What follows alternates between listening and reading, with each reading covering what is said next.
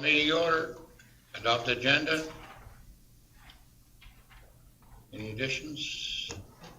Mr. Chairman, I just have maybe an update on when it comes to reports. Yeah. Okay, and I got another one that Barry Remco will be probably meeting or giving us a spiel at the next meeting. But just for a heads up, that's all. And Ryan, I got a hold of him, Barry, and Ryan's got a hold of him, so then he can give us a little bit more on, what's going on in the cropping world and what's going on in the cattle world and the markets and all that, which we can give back to our ratepayers that we represent. Okay, we've adopt the minutes. Les, we'll do that. I'll move the minutes or the. Anybody have any concerns? Nope. All in favor? Move it. Moving right along. Reports. Go ahead, Ryan. So, first thing, yeah, we did contact Barry Remco. He was unavailable. Mr. Chairman, did we vote, sorry, Ryan, did we vote on the agenda? I'm a little confused because we only voted once. Yeah. Okay, vote on the agenda. All in favor? That's the motion you were calling for. Oh, I did. So why, because we were talking about additions to the agenda Okay. and everything. Yeah. So I was gonna move, the agenda be approved. Agenda be approved. All in favor? With additions, yeah. With additions. To adopt the minutes of the last meeting. Anybody have any problems? Need a mover? Les, or Larry? Last date, You'll move it? were we all there? I think so. I'm trying to think when the last date was. A long time ago. September 23rd. December 23rd. Can you remember if we were all there? Okay, it says here. Any problems with minutes? No? All in favor? Carried. Delegations, there is none. And then we'll go on to reports. Go ahead, Ryan. Yes, yeah, we did Page try to two. get a hold of Barry Remco. He wasn't available for today. He had a prior commitment, but he said he would be willing to come in, and he'd be more than happy to give us an update. He's done similar updates in the recent past, so yeah, we do think that he is definitely somebody with some knowledge that could benefit us. So that will be hopefully on the agenda for next meeting. Mr. Chairman, is he charging us for that now that he's a freelancer? Yeah. He's coming in just to see our lovely faces. Awesome, that's excellent. Nine orders. At the moment, we have 196 cases in stock, and we're expecting an extra 85 cases to be here by the end of the year. We've decided, and we picked the date January 12th, 2021, and selling until July 2021 for our sales period. So that's a full 6 months. And that is a full 2 months before we have, it's a full 2 month window before we have to order for that March 3rd cutoff. So after March 3rd, 2021, we will no longer be able to purchase any more strychnine to sell the rate pairs. We'll still be able to sell it for the following year, but we won't be able to purchase it. So if we start selling in January, we'll have a nice solid month and a half where we can say, are we going to need more or are we not going to need more? Anybody else? That's a long enough period. Yeah, I think so. But you guys, the board members should, if anybody, you get that message out to your ratepayers, not all of them listen or go on the county webpage apparently. Yeah, we're going to start advertising for that in December, just so we give everybody a nice long window. Hopefully there's no excuse. Hopefully everybody is aware of what's going on. Because if we can get on it in March, then you get rid of quite a few before they start populating or whatever. That'd be wonderful. Thank you. Sure, Robert. Yes? Go ahead. I was just thinking we should probably put a little bit of a blip in the county connection too, in regards to what we did with the resolution, but that currently this is how it stands with strychnine. Currently, this is the way it's gonna go unless we can refresh on them, change it. Anybody that reads it does see that also and understand that 2021 to 2022 will be based on what we do this year too. So I would, if the Reeves thinks so, maybe he could talk about it in his ramblings. That's just, yeah, good idea.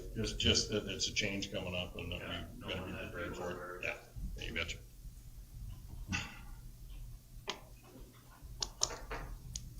When the county connection will put in the deadlines, time periods. I'll mention it in the Reeves ramblings, so. Yeah.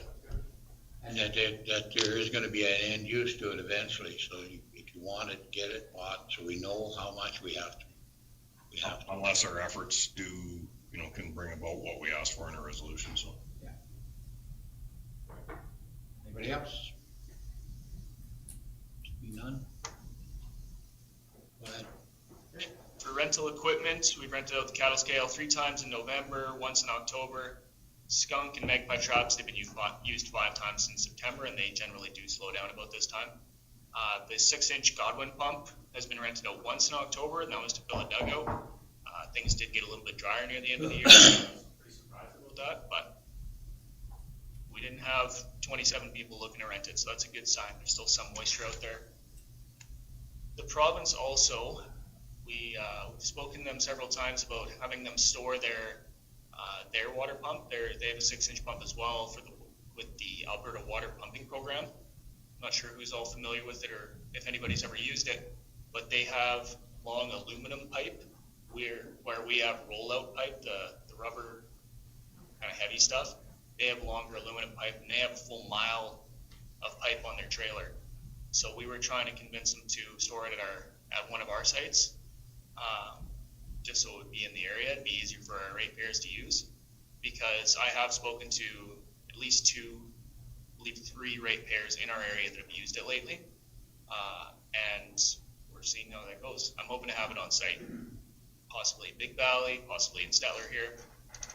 We'll see how that goes, but that's just a little bit of an update. Nothing's happened yet. How much pipe does the county have? About a quarter mile. Yeah, and it's in 40-foot chunks. The newer stuff is lighter, but the heavier stuff, the rolls are about 80 to 100 pounds when they've got a little bit of water in them.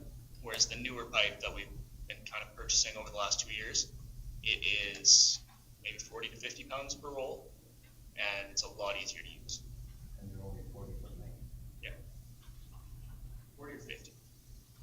which, like, for the government, they're probably about 30-foot length. I've never seen the trailer in person I myself. have, Are they roughly that then? I got up and personal with it 3 times. And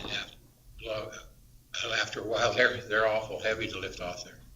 It's like 2 guys on the ground, and one guy was the only guy up on the trailer lifting one end and then the other end. And it was a lot of heavy. They're aluminum, but they're heavy, like, by the time you get done. The benefit would be only having to pump water once if you have to pump it a mile. So, in that one, I guess, case, hopefully we're not pumping water a mile too often.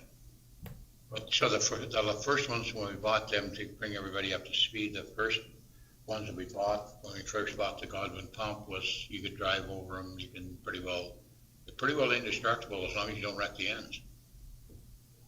So, but they are heavy. It lasted this long, so they're not.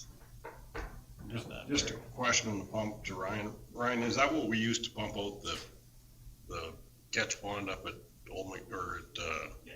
Greatest? Do we charge, does that go back on them? That is a rental fee, yeah. There It is. goes back to them, okay, good. Good, this was checking. Anything else on the pump? Nope. Carry on. Roadside vegetation program for 2021. We will be visiting all of the roads south of 37-0, so that's Fen Road. So roadside spraying. In the following year, we're going to be trying to spray later in May. We're going to begin, because we did get areas sprayed this year. We did have enough time, actually. We were very happy with how fast we were able to do it. However, we sprayed it early, which allowed for some regrowth in the fall. So we're going to push it this year. We're going to wait an extra 2 weeks and then begin spraying. And hopefully that allows those trees to get a little bit taller so we can kill them once and kill them good. Kill them dead.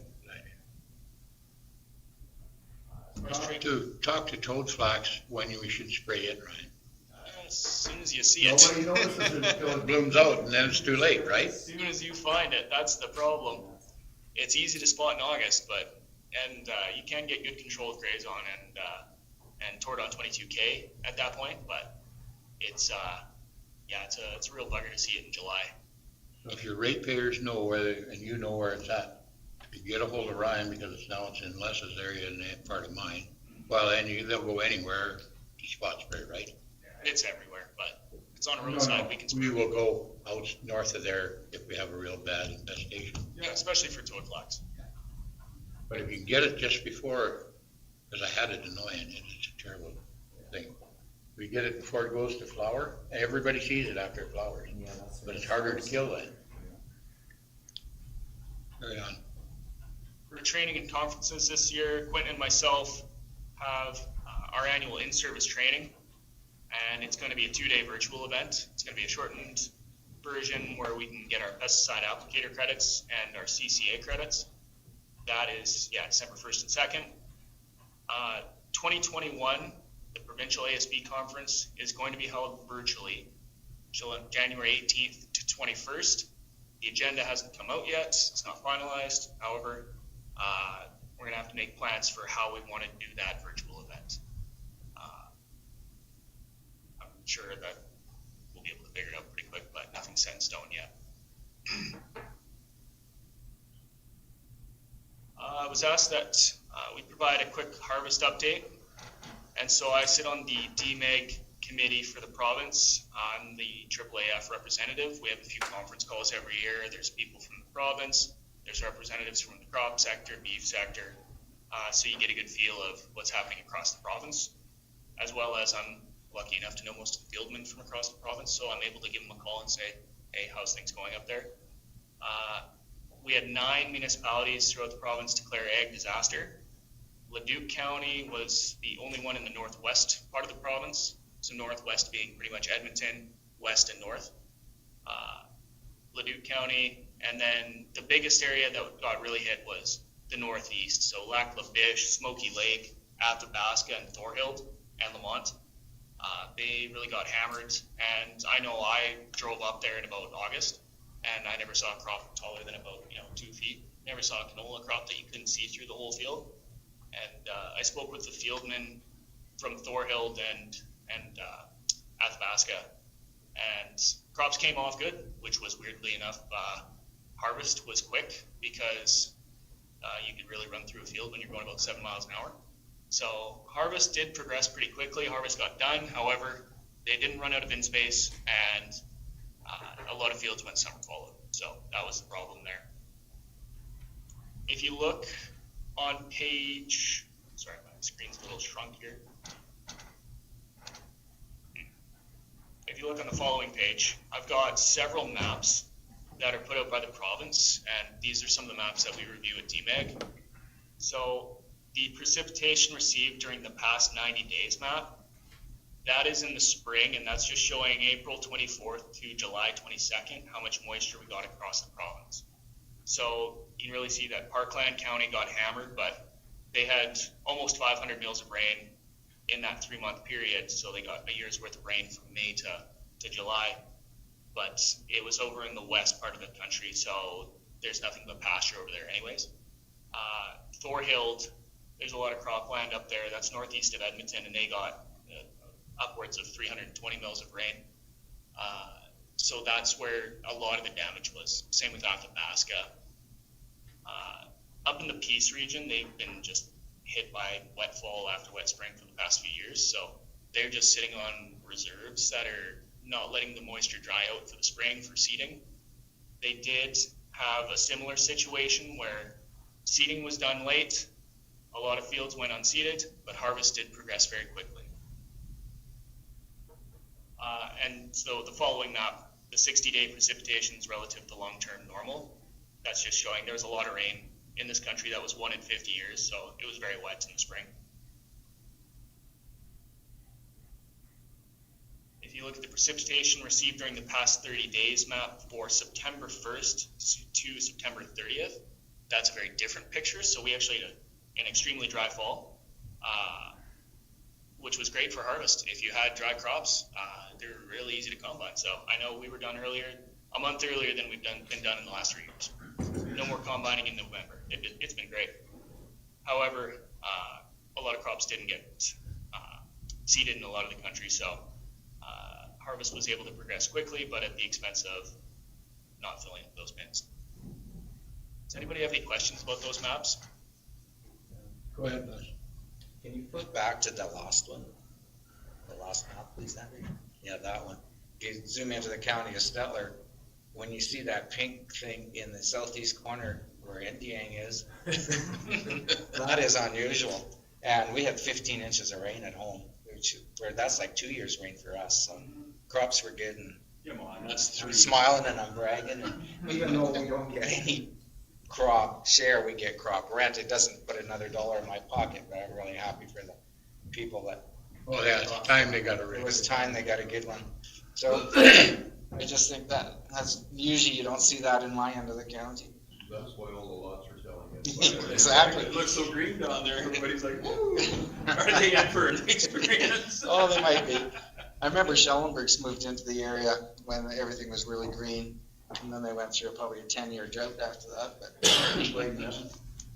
Moved from Manitoba. Yeah. Nice to see 5-foot tall barley crops when you're driving down the road. In the county of Stettler though, Ryan, we got everything pretty well got seeded, right?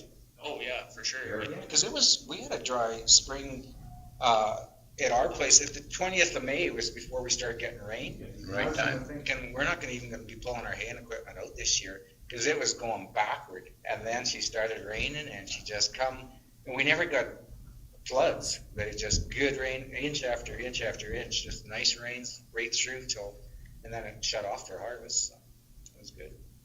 I think we're very lucky here, actually. Timing was perfect. I know from personal, Go ahead. Your personal what? from personal experience, we had some low-lying lands that did get flooded out, but anything on highland or rolling land was great. Yeah, fantastic. Not the best yields that have ever been in the world, but very comparable or higher than average. So, haying, as far as hay quality goes, I tested all of our hay just to see kind of what our baseline was, and I've done that for the past 3 years. Protein's been going down, down, down. And after actually speaking to Barry, or MCO, he says that's what he's seeing everywhere. And What? down to maybe 5 percentage points lower protein than. 0.5%. No, like I'm talking 5 percentage points. 5%, like not 20%, it'd be 15, or not 15, it'd be 10. Protein hay, our highest is 10 this year. From the same fields from 2 years ago, and that's just from moisture, consistent moisture, and that's on fertilized hay too, so. Fertilized with, are you fertilizing with granular fertilizer or not? Manure, yeah. Manure would be better, but, So yours is down to 5% protein? no, 10. 10%, oh yeah, that's low. That is low. Yeah. You got a set. Where do you get these maps? Like where are you now getting this? Because Alberta agriculture has all but been gutted, right? So the Alberta Agriculture Department still puts it out, and it is on the provincial website. It's just, you gotta dig to find it, but they are still putting it out. They put these out weekly throughout the growing season. So how did you get it before? Did they send it directly to you? Because I'm on the DMAG committee, I get the privilege of getting it sent directly to me. But you can find these directly. I could pull up the link and send it to you guys if you were interested. Well, I'm just wondering if we maybe shouldn't put that link in, like, we should have a blurb in the county connections, I hate doing it because it's a downloading of what's happening, right? But the Ag Info Center has been basically gutted and taken out. The farmers are lost of finding any information now. You talk to guys about the price of hay, or you talk to guys about the price of commodities, you know, they're going off what they're contracting this stuff at, and where before they could actually phone somebody and say, okay, this is what I've got, this is the quality, what are other people selling them for, right? So the unfortunately the large companies have kind of taken up that void, and I'm not always sure. I'm not saying that I don't trust them, but I think they have a different goal or outcome to what they want to see happen with a lot of these commodities, right? Have you heard what the crops have done as far as what people have been getting off in your area as far as For hay crops? both barley, oats? Hardly exceptional. Actually, speaking of reports, I do have that Okay. At the very end, we could just discuss it now. I just included it as a figure, but we do have actually kind of a compilation for the whole province. Yeah, right here. I'll just scoop What it. page is that? I'm thinking more to our area, the county of Stettler is what I was thinking of. Our area, Yeah. just speaking with different neighbors around the area, lowest canola yields, anything that was drowned out, you're talking about 30 bushels there. But anywhere in our area, average was at least 45. And I heard canola is the highest it's been ever. Yep. Flax is even crazier. It's No, not as high as it's ever been. It was $14 a bushel at one time. I've heard guys It's 12, it was. Yeah. Canola I've heard guys contracting over that now. yeah, you can. Oh, wait, okay, for later delivery, not right now. Right now, $12.60 a bushel. I'm over 13 is what I'm hearing for now delivery. Now, we just shipped some out here. I don't know, and that's And it sounds like it's changing weekly. By the sounds of it, the individual I was talking to said it changes weekly. He was contracted with quick delivery for $13.90. So I don't know. good for him. His number. You got that there. And barley at $5.75. So And guys have signed in at malt at 525, it just doesn't make any sense. what's that? There's a lot of guys that signed, like they signed their contract for malt a year out, Mm-hmm.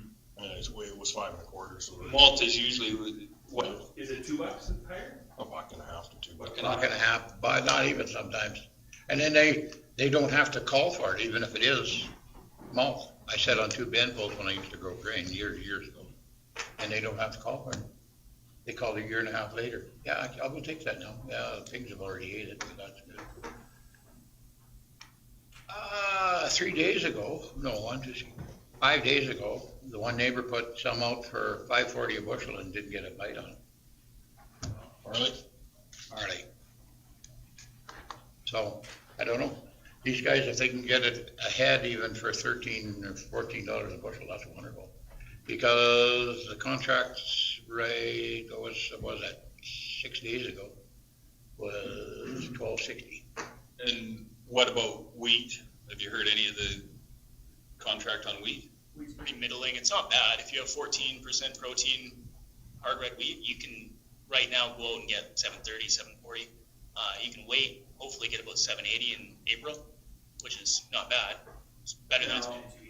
And what's oats doing? Because I was talking to somebody and they said that they figure they can do better on oats than they can canola, and I said, That's what somebody says every year there. oh, okay, that's I was wondering because I'm not in that, so I don't know. But I The mean, input in the canola is high, but it's not that high. what's the factor if we've had a good crop year, which it sounds like everybody has on barley? Why the price jump? It's all feed demand from China. A lot of it's going to China. Oh, across the water. Interesting. From what I've heard, that Hurricane Delero, I want to say it was called, started with a D. That took a really big toll on Iowa. Yeah. So Iowa got hit by an inland hurricane, and their crops got decimated. And that a lot of it actually has been going down to Iowa as well, which is Well, I wondered if we weren't getting the corn or something coming into southern Alberta, because our crops are now, I mean, we're in a world market, right? So that's interesting. we're a very small player in the world market. What happens locally really has very little effect on grain prices. It might have an effect on basis because elevators still need to move grain to make a profit. They still need to move their volume business. So it's going to affect basis, but it won't affect the bid in general. So you've got like $20 a ton play on either side, maybe up to 40, but it's never going to make a huge difference in the final price. And I also took a trip up to Lac La Biche and watched how many crops were seeded. By the time I got there, they were headed out. And I don't know, what do you get out of a canola crop that you can see a gopher run across for half a mile? A lot. So and the same with the barley crops. Usually there's nice barley crops there. Where there was barley on top of the knolls and stuff, it did all right. But I think they took quite a few acres. This water thing took a lot of acres out of the province of Alberta. And have you been hearing anything on the hay prices? That's the biggest thing is what I'm finding is people are lost with the pricing, but they used to phone the Ag Info Center and they just don't have that option anymore. So people are going on Kijiji and you can find such a wide variety of what one guy's got, and then you don't know what somebody's got as quality, right? I mean, yeah, they're selling it for $50 a bale, but it's 1,100 pound bale and it's, crappy, right? So, Yeah, no, I've seen prices anywhere from 3.5, 4 cents to 10. And a lot of that's based on quality. If you're selling second cut alfalfa right now, you can easily get 10 cents a pound. But if you're buying hay at 4 cents a pound, don't expect a lot. You're probably going to get that 3 or 4 rains on it. I don't know if you're going to move a lot at 10 cents a pound, even if it is second cut. It's still for sale. So I've noticed. I've been watching it, and nothing. These guys that are usually you look on the Kijiji there, and it's not there the next time you look, but it's definitely still there. And most guys I would think, have bought their hay, haven't they? Dairy guys, what was that?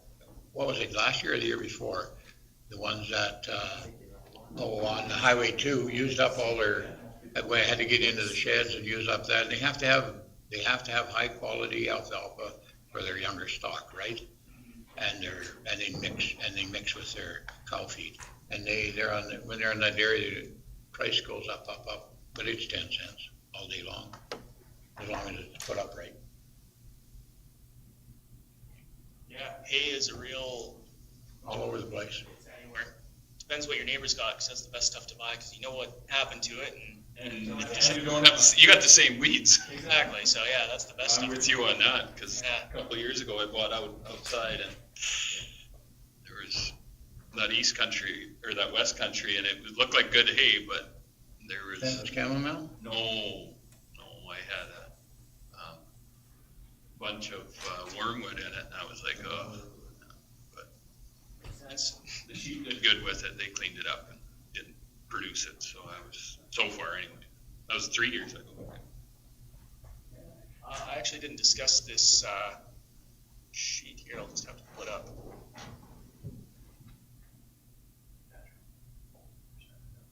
Your server down?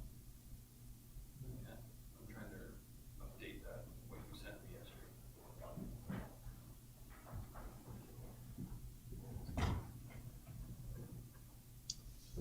So these crop condition reports are also sent out by the province. You can find them on the same website, but they just give you an idea of they give you several things. So they give you a percent combined average for the area.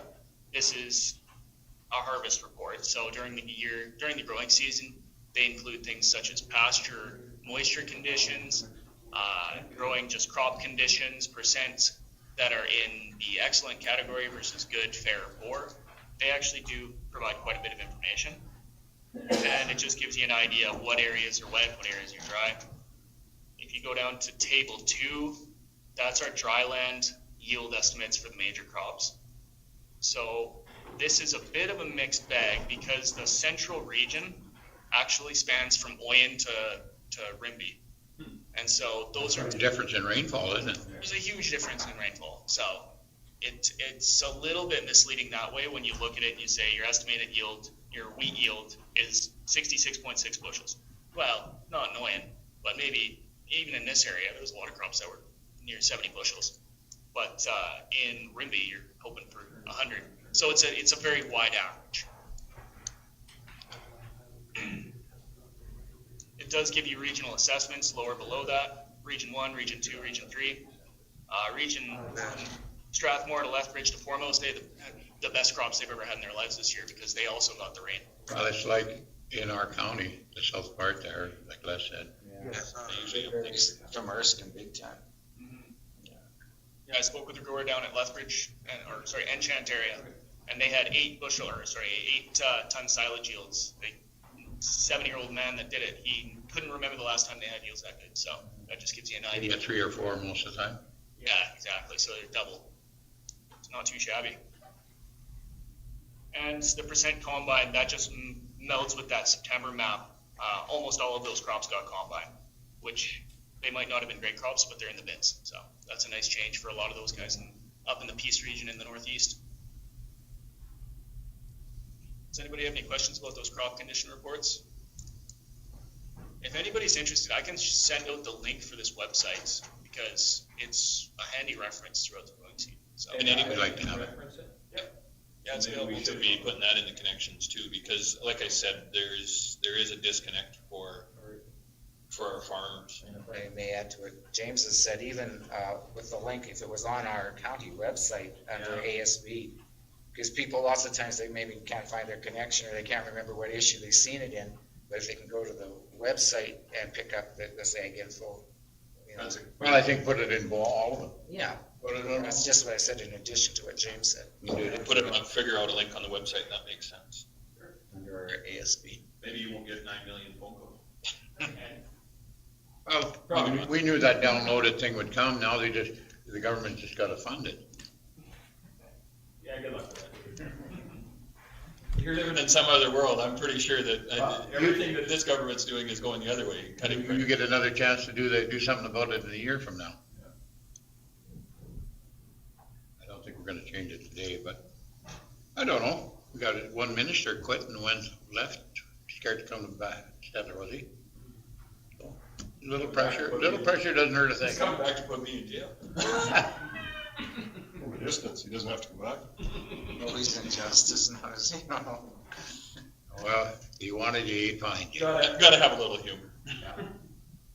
But what I'm saying is sometimes we can do a little something, but whatever. Yeah, I know, it's nice to know the price, the trends, the stuff, so that if your neighbor asks you, ask Les, ask Wayne, whatever, you have some idea wherever it's going, what it's doing. Same with the hay. I'll have a hay test done on my hay for the next meeting. And we'll see where it lays. Whatever it is. That's quite a high percentage, a bit of a percentage of alfalfa in it, good percentage, and had no rain on it, so I'd be awful surprised if it was only 10%, but maybe it is. I was very surprised myself, yeah. That had no rain on it? That did have some rain on it. That's a problem. A lot of alfalfa though. Huh? A lot of alfalfa though. Alfalfa still took it down to 10, that's low. Because good alfalfa that just flowers is what, 21, 22? Up to 20, for sure. Well, I just going by what the dairy guys do, or say, whatever. There's a reason they hardly gets out of the ground, they cut it. Go ahead, Larry. We're talking about hay prices, we're talking about the Ag Info Center and things like that.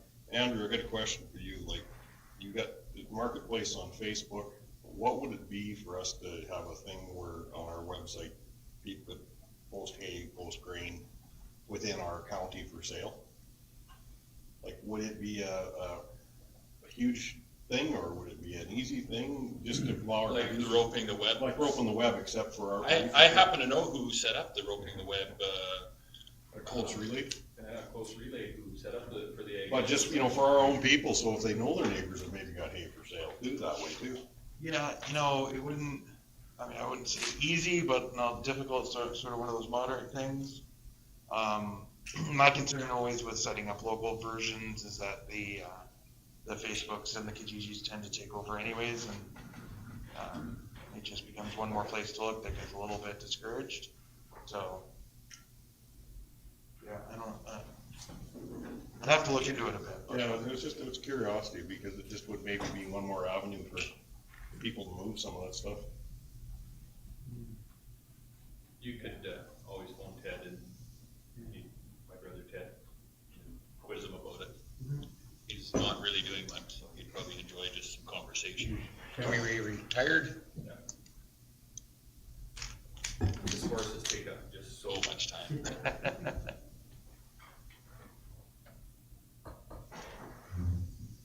All right. That's all I have on that. How come the rentals are so low on the scale, or it'd just be 4-H and purebred breeders don't use it now, or what? The Gelby Association used it. Yeah, that's not included in that actually. Thought there was. Gelby Association is also in there. They used it last week. Everybody else has been a purebred breeder except for one gentleman who just wanted to weigh his calves. It is going to be rented out next week. It's fairly active, to be honest. It's at least once a week during the high season. So during the shoulder season in November, October, that's when it's getting used, when calves are coming off pasture, and then in the spring before sales. That's the busy seasons. And the Godwin pump, they don't get rented out much, and then we thought it would be to take water off of, or put water from one dugout to another when we had a drought, but most of the time it's for taking water off a place. Yeah, the last few years have been pretty wet, so that cycle is gonna reverse. So that's, it still sits there, it's inside a shed, it doesn't deteriorate anyhow. It's there for when we need it. Okay. You're done? You got nothing else, Ryan? Nothing else on that. Okay, so we're done the report. We need somebody to move, last move his report. Report. Anything else? Seeing none, all in favor? Carried. Moving on. I'll go to the business arising from the minutes at central zone. What are we gonna do? We're gonna do it on Zoom? Zoom, or what are you doing? The Central Region ASB Conference resolutions. That is just in reference to the fact that the provincial ASB committee asked us to link our resolution to do with strychnine with Flagstaff's because they were fairly similar. Both of them have the same goal of having strychnine be reintroduced. When we spoke, Ours is way better, right? I agree, I would think so. The gentleman at Flagstaff County disagrees. He likes the way theirs is written. And so discussing it with him, it is, yes. So we are at an impasse where neither of us want to make ours more like the other, because in our eyes, because we wrote them, we can see that they're completely different and not even similar. Other people that reviewed them think they're very similar. So We'll get to speak to this too. yeah, definitely. Go ahead, until you're done. In my opinion, the one that we've created has different goals. Ours is to involve it more into a training program, a farmer's certificate or the farmer's pesticide certificate, and that layers on some credibility to the user and also layers on some responsibility to us. However, I think it's going to lend more credibility to the whole system as is. Whereas theirs is just, let's put it back into. We want it back in there. Yeah, and ours has a use of, and training to train people to use it, and then we can get the longevity out of it and maybe get it back. Ours does. Theirs is, we want strychnine back. Basically, that's it. Go ahead, man. As a committee, and of course, I thought our resolution was a better resolution as well, but of course, I couldn't say that as part of the committee, but what we had talked about is we thought it might weaken the call for, strychnine prohibiting, by having two resolutions rather than just one resolution. We thought that perhaps, the two municipalities could work together and make a common resolution, but that was just a suggestion on the part of the committee. The municipalities are free to do whatever they want to do, but that was just on behalf of the committee. That's what we recommended. So. But you do not have a problem with both? No, we didn't have a problem with either one doing it. We just thought, like maybe the two resolutions might weaken the ask a little bit. And it might increase it. I don't know, but that was just from the committee's point of view. That's probably right.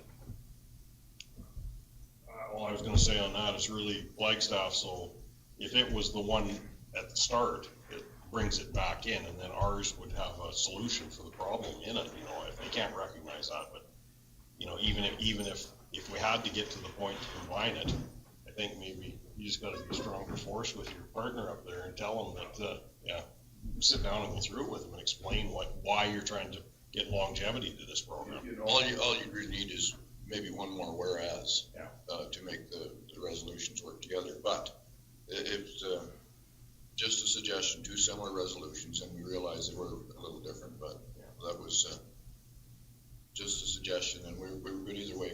Flagstaff wasn't as specific as ours, and actually they didn't include where the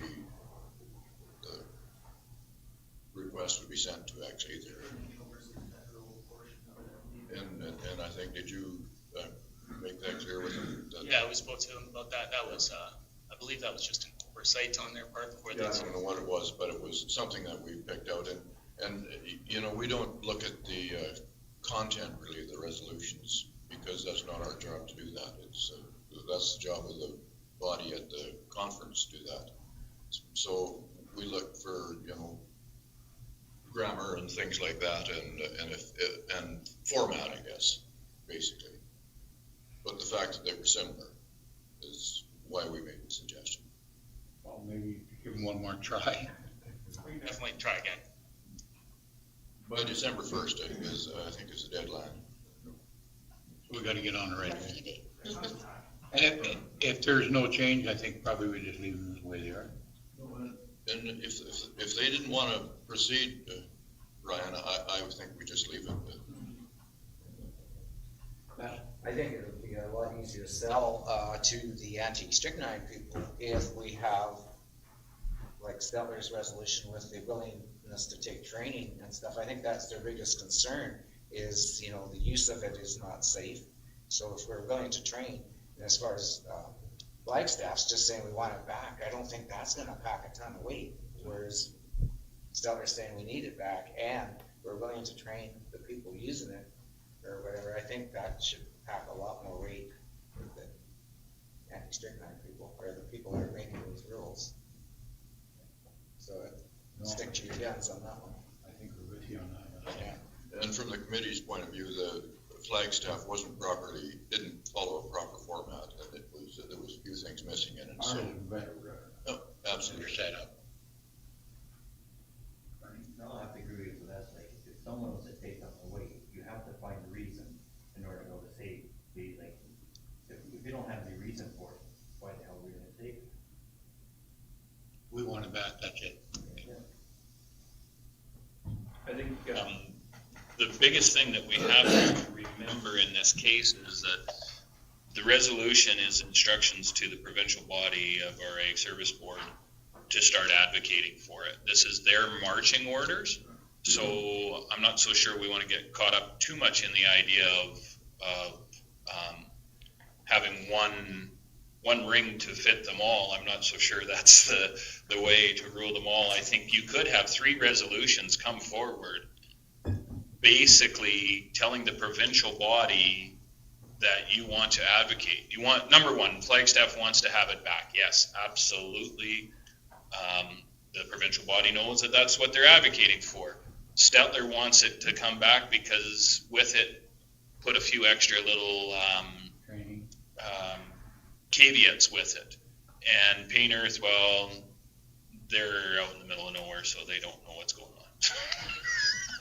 No, and I jest on that. But that, I mean, ultimately, this is what we have to remind everybody involved, is this is marching orders for your provincial body to do advocacy. So it's not like you have to have this set to a perfect T. The provincial body will take it, and at that point, they'll have it in their back of their hand to wave and say, this is what we were told by our members to do when they go to the provincial government and to the federal government.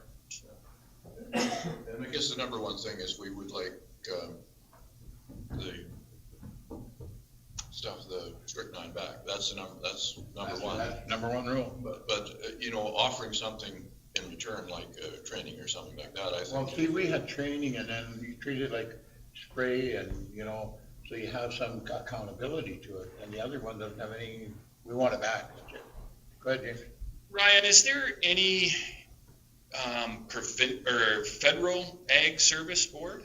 Like, is there? I know it's kind of unique to Alberta, but is there any federal advocacy body for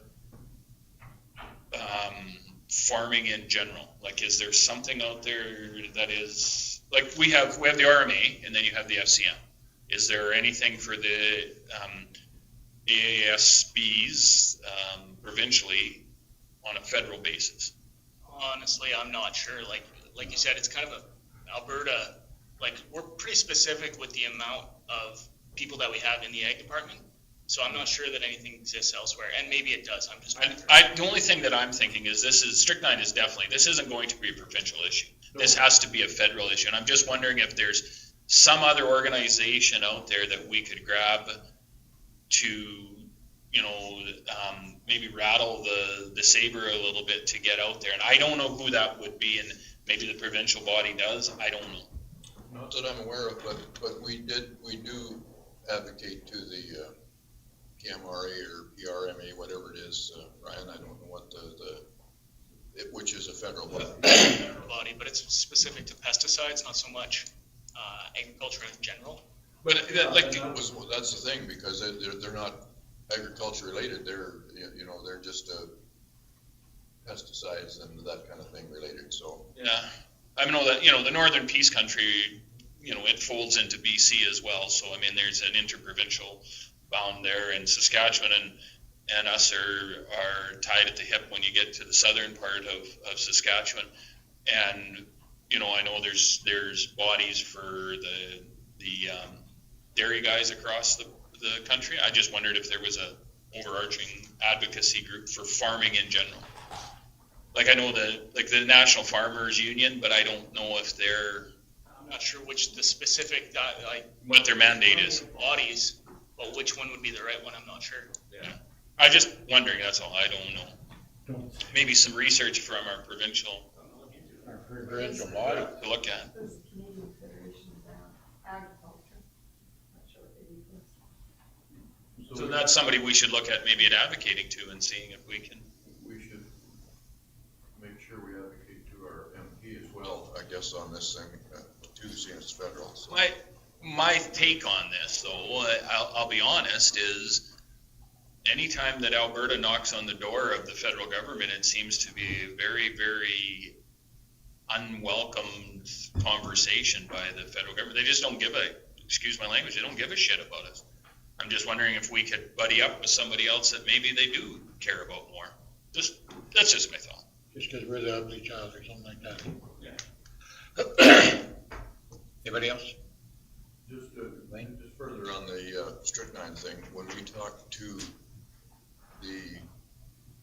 maybe the Minister of Agriculture or the Deputy Ministers here a couple of years ago about this, our representative from the south, from southern Alberta, he said, very same thing that our resolution said, that we should have some kind of a certificate or something to say that we had taken Do the training. or some kind of training. So very similar to what our resolution says. So that's already in the ministry's mind, whether they go forward on it or not. No. Keep hammering. Just keep on. Anybody else got anything on that? No.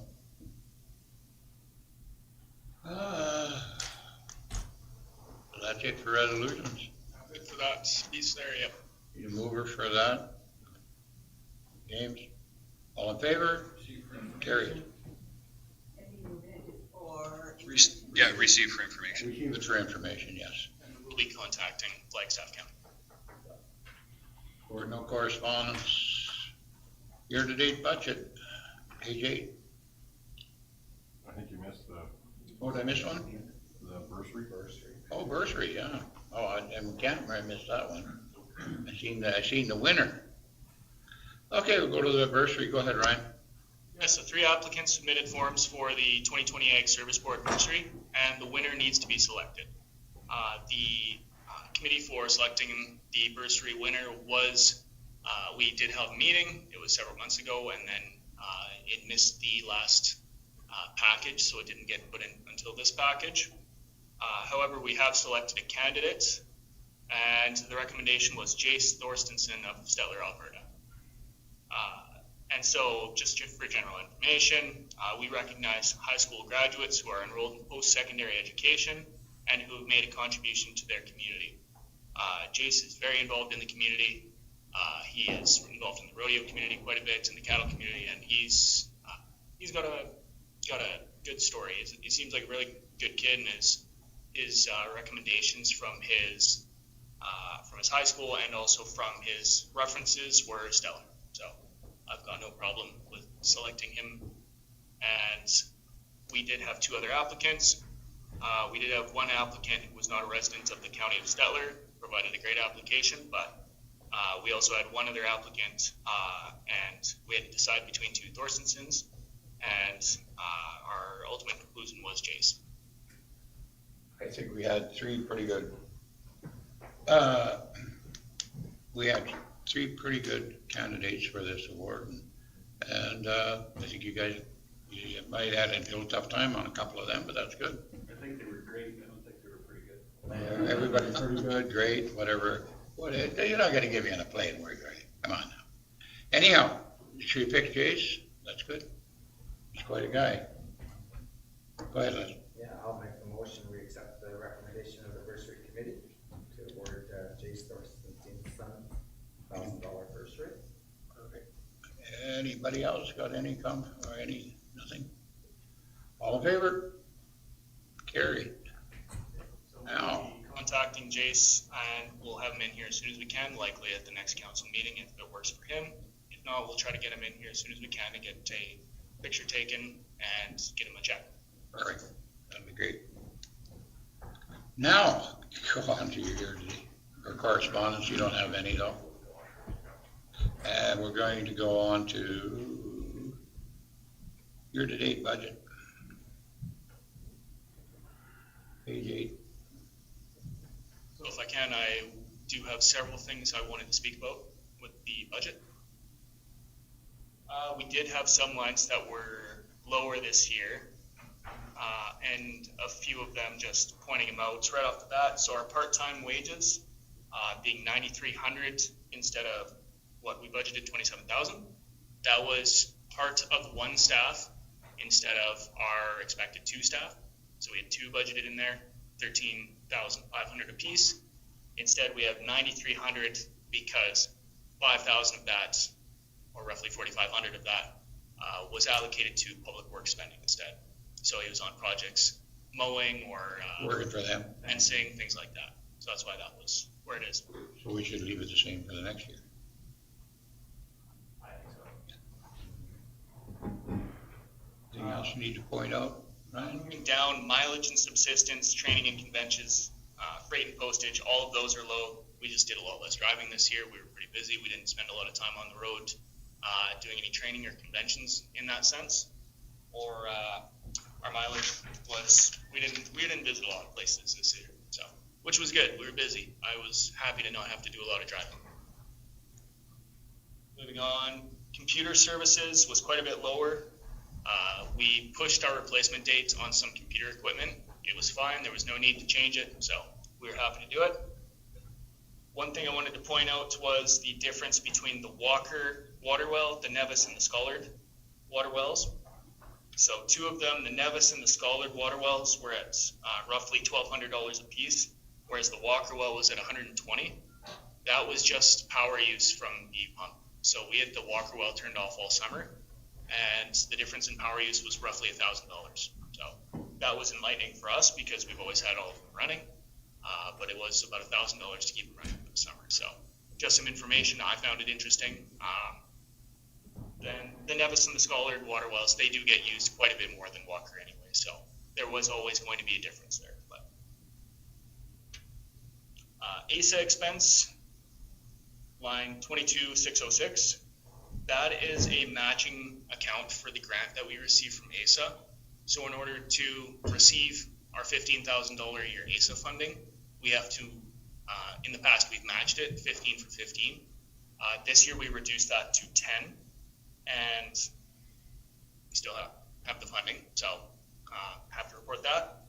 But we didn't spend a lot of it. The last time we spent anything out of that ASA account was for a workshop that we held in the spring. That was our ladies cabin clinic that was down in Bymore. And so that's where that funding generally goes. It's for funding environmental workshops or funding capital expense that's related to environmental projects, or for workshops based on agriculture. And so since we didn't have any workshops this year, that account was definitely lower. And in our budget presentation, yeah, we've definitely projected that we're not going to be hosting a lot of in-person workshops where we have to do things like hall rentals or food purchases, anything like that. So that is likely going to be lower next year. So does that have to be spent within a certain amount of time or not? Generally within the year time frame, so the reporting year. Moving down to roadside chemicals, so that is actually low. I did another inventory count and I found that we were short on some that had been sprayed out in September. So that's actually, instead of being roughly 60% of the total budget spend, it should be about 65%. Not a huge change, but it's just something to note. We had less Clearview and less Trubis sprayed than I would have liked. And that is related to spraying early in May or in even mid-May. There's not a lot of weeds out. There's lots of trees out. We're spraying lots of Garlon, lots of Navius, but we weren't spraying for weeds because we didn't see them. So that was one thing that we noticed this year. At the end of the year, we were trying to do a lot of catch-up on weeds. And so that's why we want to push back our spray date. When we're going to begin, we're going to hopefully hit those weeds or hit the roads once the weeds are up. What time? End of May. Yeah. Right on. Just a question back on revenue. I see a lot of the lines showed an increase in revenues, except of course the ASB grant, which is late in the year and hasn't come in yet, or? It just come in this week. This week or last week. Oh, okay. Yeah, and it was actually, instead of being 122,326, it was 123,200 and change. Okay. So that did come in finally.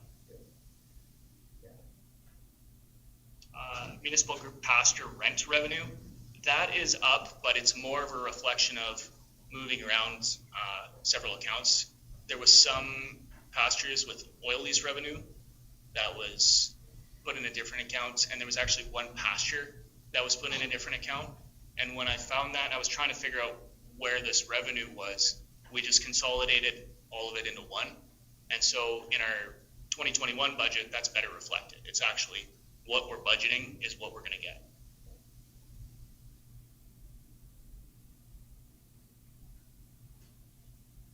What do you attribute the rentals and services jump to? Weirdly enough, seems like we rented out, and I should double check the numbers because I can't confirm this, but just based on what I'm seeing, it seems like we're renting out the scale more. So we're renting out the scale a few more times. We're renting out traps more. Yeah, I don't know exactly what it is, but it seems like it's gone up a bit. Good.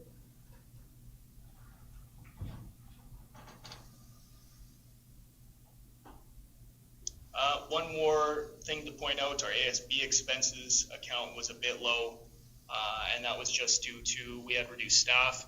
We weren't doing some of these projects that we were doing in the past, such as tours, workshops, things like that. And that's where some of those expenses went. That was on a cost recovery because we were charging for the events, but still that's where that was allocated. So that's why that is lower as well. And we reflected that in our next budget going forward. Okay. Any other questions? Budget? Year to date? Nope. You move her. 3. All in favor? Done. What else? There we go. October crop report, page 10. Yeah, that crop report, we actually did touch on that. Already everybody good with that, yes. Just receive it for information, Les. Yeah, he did, yeah, good. All in favor? Monopolizing the vote. You get good with the program. James, you're against it? I voted. No. Okay. Wayne Nixon, you're up, page 13. I'd like to make a motion that we don't take Ray's report. Skip I it. make a motion you don't pick on Wayne, Oh, nobody will be in favor of that. the elder of this. First of all, I guess I'd answer any questions you might have from my report. And then I just want to update it a little bit. We had a meeting with Minister Dreeshen on Monday. It's a half hour, 45-minute meeting, and several of the things we talked about was the ASB funding. And we pointed out to him, has been pointed out to every time we seem to meet with somebody from the ministry, that we're there as advisors to the minister, the ASBs are. And actually there's about a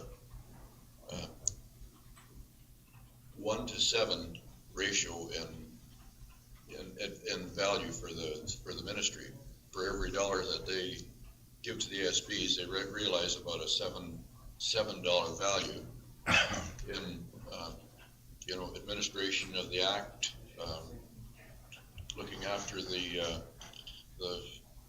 all of the various weed acts, the Pest Act and the Soil Conservation Act and things like that, and extension as well, and even more so now that the Ag Info office has slowed down. They say it's not closed. They say you can still. This is the minister's words. They still have 13 people, but they still have people answering the phones. But that's his words, not mine. So that was a conversation as well.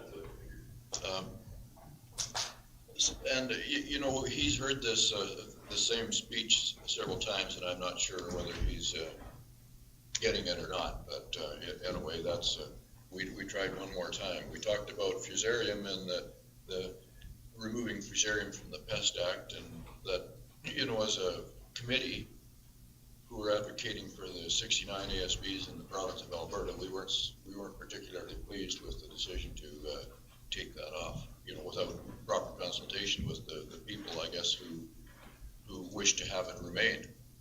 And we didn't talk about that. He didn't comment on that too much, except that to say that it was sort of a done deal for now anyway. He will be addressing the ASB conference, even though it is virtual, because we shamed them enough last year about nobody representing the government at the ministry at the 75th year of ASBs in the province. And so, did he even say anything about it? Did he apologize, or? He never apologized, but other people definitely in the ministry, the deputy ministers have definitely apologized, and they said we will definitely bring that to his attention for another year. So whether he was able to call the shot or not, I don't know, but and our MLA knows that as well, because I've mentioned it to him 2 or 3 times. Anyway, he will be addressing our virtual conference.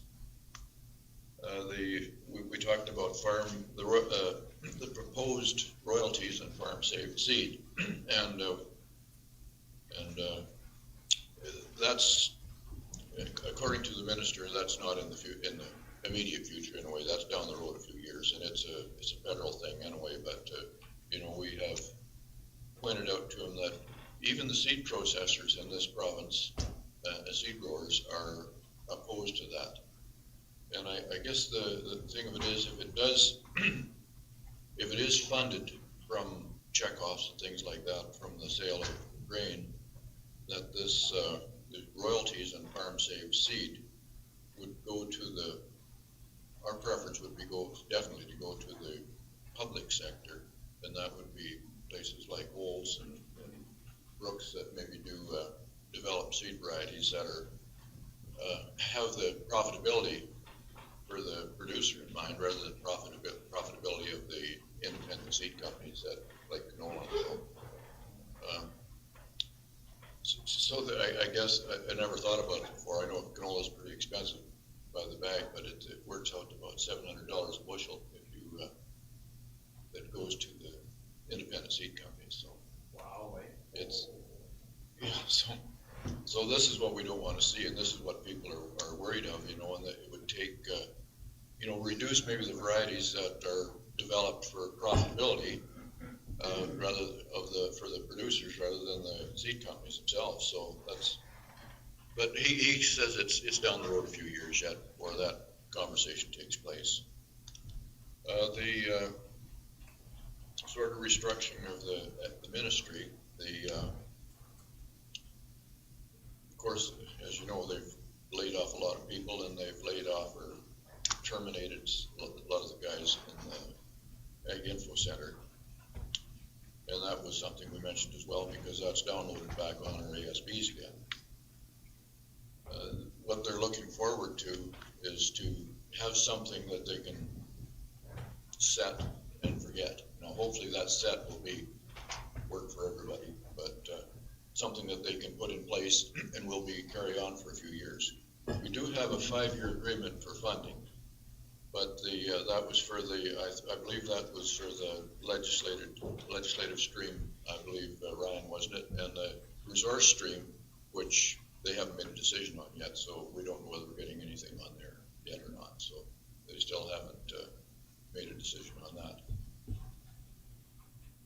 So, Did you get a feeling on him on the Fusarium? Was like, did he he's the one who talked it over?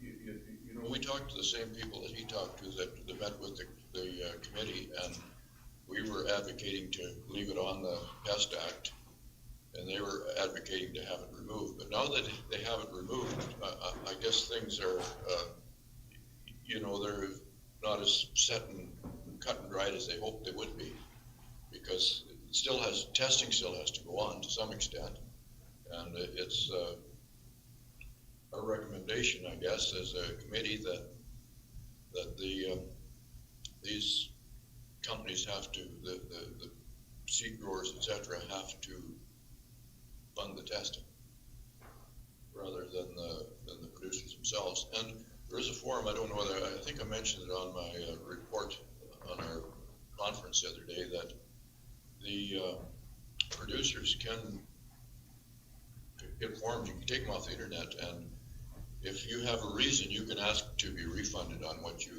contribute to the wheat and barley growers anyway. So, and all you have to do is put a reason there why you don't want to contribute. So if the reason is that you want to keep Alberta, zero FG, and zero is not going to be zero for sure, Fusarium province, I guess that's, you just put that for a reason, and they have to refund the checkoffs for wheat and barley. That was news to me, but some lady up in the Peace Country had found that loophole and wanted it to be known to the producers. So I think it's something that the producers should know, especially if they're opposed to it. And I guess the thing is, we won't keep the province Fusarium free, but we can certainly do our best, especially in central northern Alberta, where it's not too there's not too much of it yet, but southern Alberta, not quite so much. So which seed growers are really pushing it? The seed producers, I guess, or growers, I don't know exactly what it is, but they want to be able to use Fusarium contaminated seed, if you want to call it that, to produce their own resistant varieties, and that's their big thing. And our argument was, Saskatchewan, Manitoba is full of Fusarium. They do have Fusarium resistant seeds that they're coming out with. So the idea is that our proposal was, well, you can get this seed and still remain, Fusarium free, and they can treat the seed. I don't know whether it's a heat treatment or what it is. Do you know, Ryan, what it is? But it's some kind of a treatment, fairly expensive. An applicator, like you just put it on similar to any other seed treat. I don't know how they do it for sure, but Is it barley and wheat only, or rye is included in that, or where does it? Barley and wheat that I know of, and I'm not too sure if it goes. Is rye in that too? Do you know, Ryan? I actually, now that you say that, I've never thought about rye, but rye, a lot of rye here. could be, yeah. I mean, It's the same. I don't know. Yeah, because triticale would be in there too. I would think you're right. Yeah. But it's rye and wheat. But it was the wheat and barley producers that, or commissions or whatever it was, that lobbied the minister to remove this from the act. And mainly on the seed growers, because you can't feed the stuff. So after you get to past a certain percentage of fusarium in your seed, it's unsafe to feed it to anything, to chickens or pigs or cattle. They'll tolerate a little bit, but so it was a couple of interesting. We met with the seed growers twice. One of the fellows, I think it's Neil Oatway from over here, just between Alex and Lacombe, was one of the people on the committee, and they pleaded their case to us, but we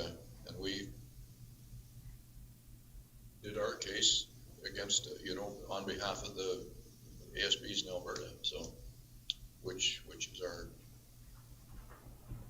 duty, I guess, to do as a committee. But yeah, no, that's wheat and barley, basically. So, and I guess the straw is another thing too, transporting straw, I guess, we can carry the fusarium fungus, or whatever it is. I think it's fungus, isn't it, Brian? Also, just to answer your question, yeah, rise, right? Is it? Okay. And not being not as much growing, it wouldn't be as big a concern for sure, but.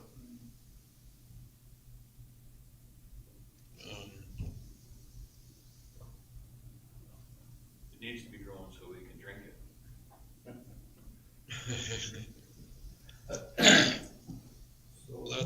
And one thing the minister did mention, and I thought it was certainly a good thing for him to ask, was that if any of the ASBs, especially from our perspective, could think of anything that we could contribute to red tape reduction, he would certainly be happy to hear it, so. And I guess you may have some things, Ryan, that in working with the ASB Act in the province that you might have in mind that might help in that area, red tape reduction. Gravel pit reclamation. Gravel pit reclamation. And that's a good thing, yeah. It could be, go to a private company or something that we could at least access it. We better to pay a fee for a private company to come in and give a green light on a gravel reclamation than continue paying rent on it like we have for 20 years. Yeah, exactly. So are all counties doing the same thing their ag service board typically look after? In what aspect are you speaking of? So I know like Camrose County, they have a big lake on one of their gravel sites, and then they turn in and they put all the trees in. Was that done by their ag service board, or is it done by their public works? Do you know? That sounds like a lot of equipment. That sounds like public works. Well, I just don't know who head up the project. That's what I'm wondering.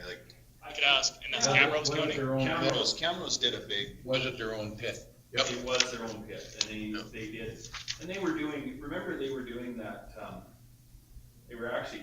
They had planted a whole bunch of willows, and they cut the willows down, and then they were using it to burn. I don't think that worked very well. No, it seems to me that they started some stuff on fire that wasn't supposed to start on fire. But Actually, I've been to that place, that gravel pit out there, when I was on the Battle River Watershed Alliance Committee years ago. It's a great place. It's a nice place. Mm-hmm. And the thing of it is, they were mining gravel out of the water, so I mean, it was a kind of a natural. well, I just wondered who is in charge of it. If it is mostly ag service boards that are doing it, then this would be the perfect place to. And I'm thinking to come at them from another. I mean, council has brought up the fact that we want to advocate to get Alberta Environment to start actually doing something. And so at the end of the day, this might be another advocate that we can, if you can take them on all fronts, maybe this is another front to take them to task on it. If you have one minister hollering at another minister to do his job, it usually helps the situation. Yeah, exactly.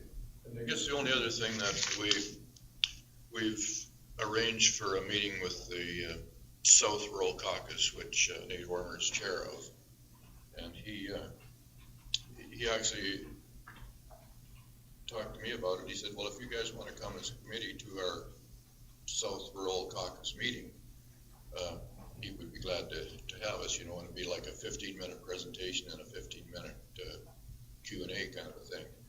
A lot of the members of that are city MLAs, a lot of them sit on this rural caucus. So, I mean, it would be a good place to educate them. And I got in trouble saying that once rather than inform, because Jessica Littlewood, who was an MLA from St. Paul or someplace at the time, took exception to being educated.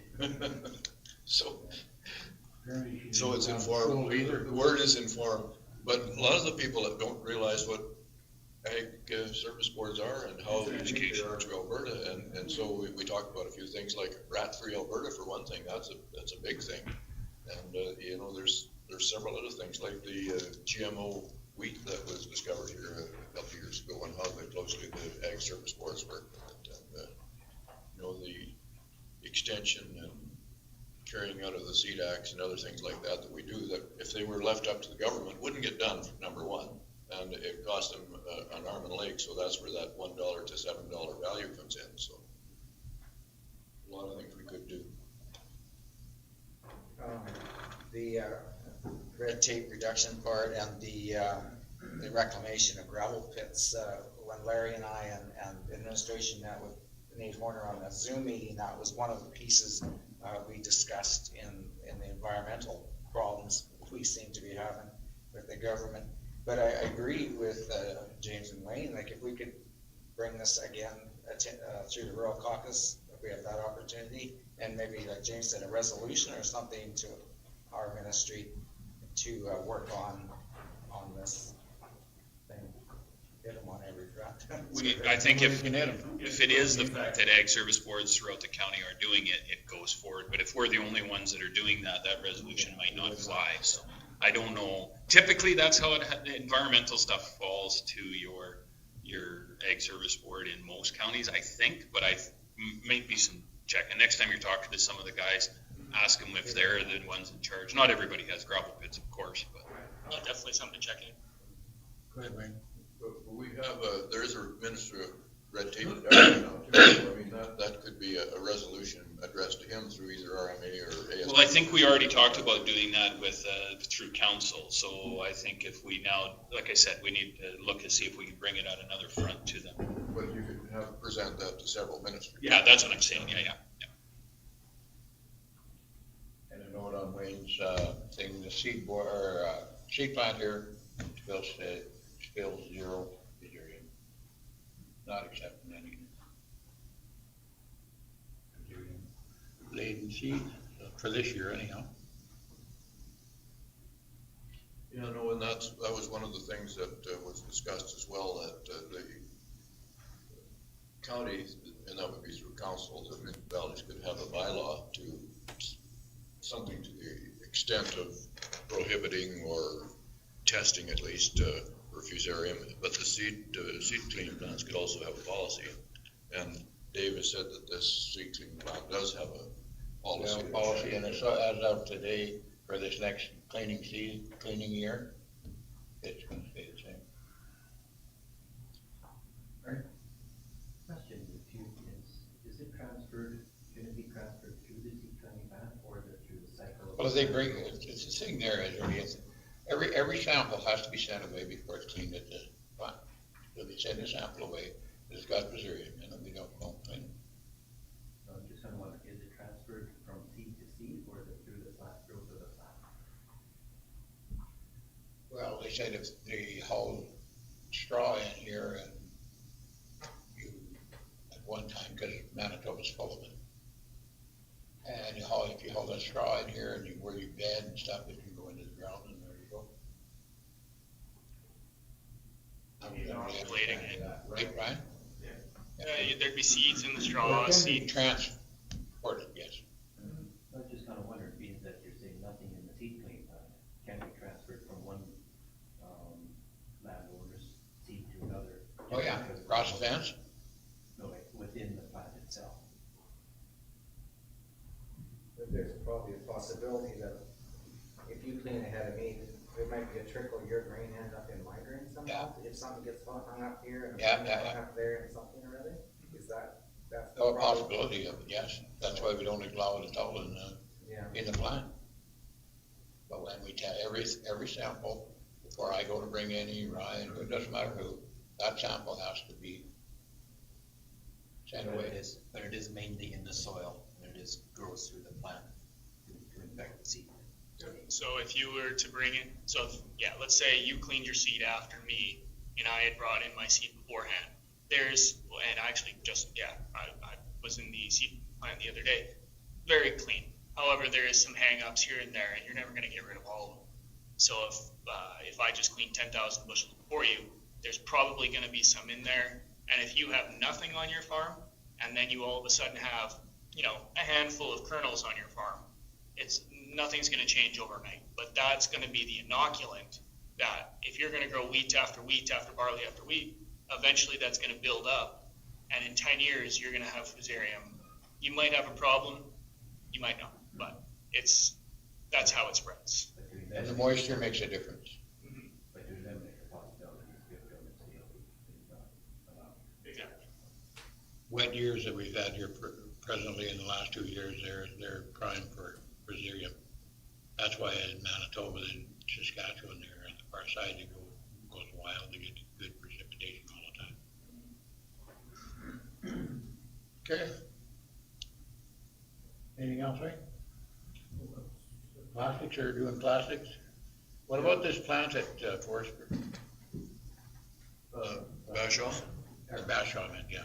Yeah, no, we've been going to do a tour there, but just because of COVID, we haven't had the chance yet. There's a meeting coming up, virtual meeting again, December the 1st, so I'll have something to report on that for our next meeting for sure, or perhaps before, but, and just, I think, I did have mentioned that there's another 6 sites in Alberta, so. But it's our closest for us to take plastic to. Yeah, and I don't know how that, any idea, Brian, how plastics are being transported to, if they go to Bashaw, or there's still, if there's any collected, I don't know if there's even any collected right now in the last We while. gotta transport it there, but honestly, I'm not up to date on it. Maybe something's changed. Yeah.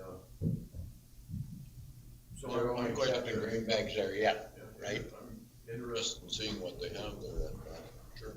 But they're not, as of today, I was told they're just accepting green bags, they're not taking silage and darts and all that, right? Mostly clean.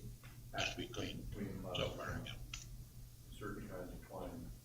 Yeah, they'll take bills. Pretty similar, like, where is the plant at Bashaw, where is it located? Right on the east side. By the new seed cleaning plant, kind of? Yep. Is that the building just towards the west there, and then to the north, or is that? And on the north side of the highway there, yeah. But there's a long building there, I was just wondering if that was part of the Bashaw concrete or not. No, that is, if you go, it's on the east side, not on the west side. Yeah, it's on the east side. On the east side of the north side. Yeah, it's right, if you went down to Bashaw Concrete, it's just to the east of it, when you drive down that road. But just on the northeast side of that pond that they've got there. Yeah. Okay. That's not even north, that pond is kind of almost straight, that's a pretty big building. You can open base. And it was funny because when they were building it, I almost thought it was a part of the concrete plant because it looked like dumper bins or something in there. It's a funny design, but it must be function of some sort of. It'll be interesting to get a look at it. And I think they also have a building in town where E&B was, E&B Burgess. They've got some sort of function they're doing there too as well. Well, Ray, you'll bring more information on that. Absolutely. That's your report? Thank you. I need a mover. Larry? I'll move it. Okay. All in favor? Carried. Next meeting. Ryan? So typically, we don't do a December meeting. And I guess at that point, it would be up to the chair to decide when the next meeting should be. It'll be the 4th Wednesday of January. Whatever that is. 4th or 3rd? Don't matter. Well, third is that conference. Huh? Right, of course, yeah. The third is the ASB conference. So no, it'll be the fourth. Would you like to have a short meeting before the provincial conference? We have in the past, sometimes not. Well, like we could have it like a short meeting, like you wanna go when we have council or what? Okay, we've done both in the past where we haven't had a meeting beforehand, but we just sent out an email with a short recap, here's our two that we're bringing forward. Here is all of the ones all of the resolutions that we're going to be voting on. And we've had a meeting beforehand to go over those resolutions. Like you're talking 15 minutes or you're talking how short? I guess we'll have to see how many resolutions we have, but I guess that would kind of depend on it would depend on how many resolutions we have to cover. There's 10 resolutions so far, I think. 10 or 11, I guess, if the Flagstaff and ours are split, there'll be 11 resolutions. It'll take more than 15. Take more than 15 minutes. Yeah, no, it'll take probably a couple hours or so. So I would think we'd have it before we had the provincial convention, I would imagine. We do the second meeting in January then, and that would give us a week to We only have- mull it over. Well, I think we only have 2 votes anyways, don't we? Yes. So, yeah, what we should do as a group, come together and figure out how How we're gonna vote? we're gonna vote, and then make that decision and Yep. go forward. Yeah, Second could do. Wednesday is council, so. What's that? The two votes will go to the chair and the vice chair, is that correct? Ryan was just saying, for a Wednesday, it would be, Wednesday it'd be second. the second will be council, so I imagine we'll have a full day there. I think we'll- We're gonna have, the meeting on the 16th. Well, I would suggest that we do, have a meeting at noon. Discuss the. Discussion which ones we wanna take at noon on the 19th, or 9th. Council day, sounds good to me. I think you can Are do you that. open? If you send them out ahead of time, everybody gets a. Are you open for that date, Ryan? Yes?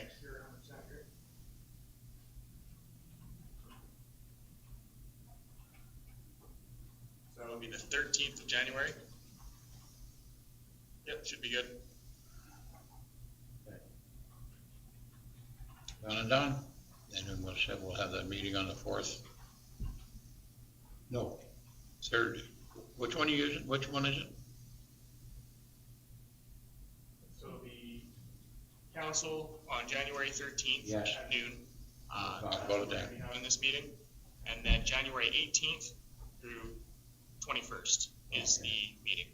You'll send that out to our. Once we get the agenda. And then we'll have our Send it out. regular meeting. We'll have our regular meeting on the 27th. Okay, Yeah. perfect. Okay. So we decided when we have next meeting, there's no seminars, no in-camera session. Need one thing. Great, adjournment. All in favor? Carried, done. Resolution, sorry. Thank you. Where was Quentin today? He is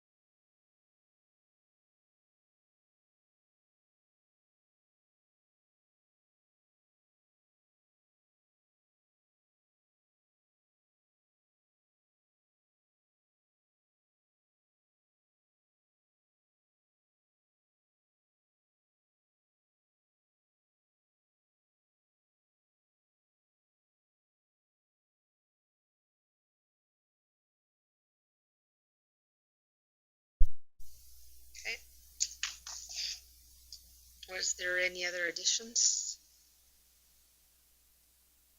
Seeing none, I need approval of the agenda. Mr. Stillberg, all in favor? I didn't see. Wayne, you lifted up your hand. Oh, okay. Didn't see it. Sorry? Now we'll go on to the minute approval.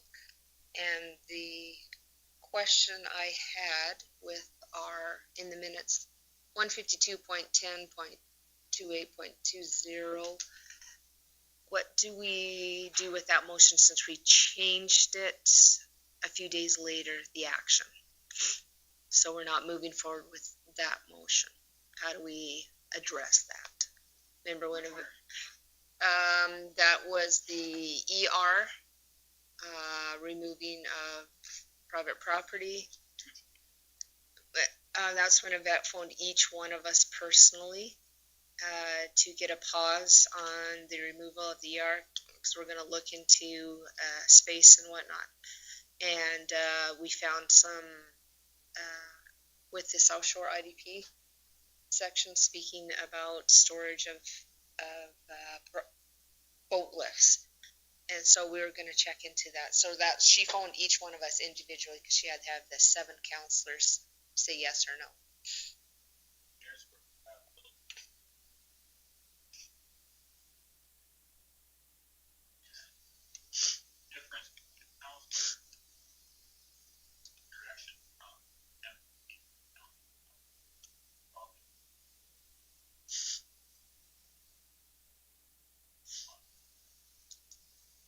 Right. I didn't know if she phoned us as per board members. I do believe it's as per board members because this came through MPC board members. So she would have asked us as a board member.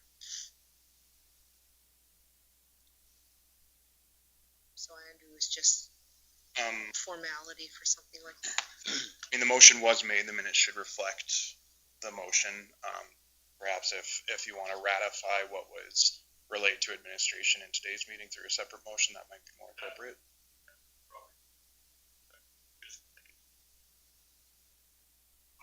Unfortunately, and I'm not saying that this was what was happening, we made a decision, I think, and I don't even know if everybody was in favor of it or not.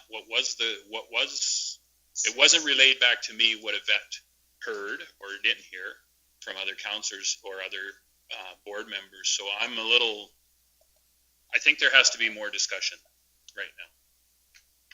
Mr. Nixon. Shouldn't this be included in business arising from the minutes? That's then a change to the Okay.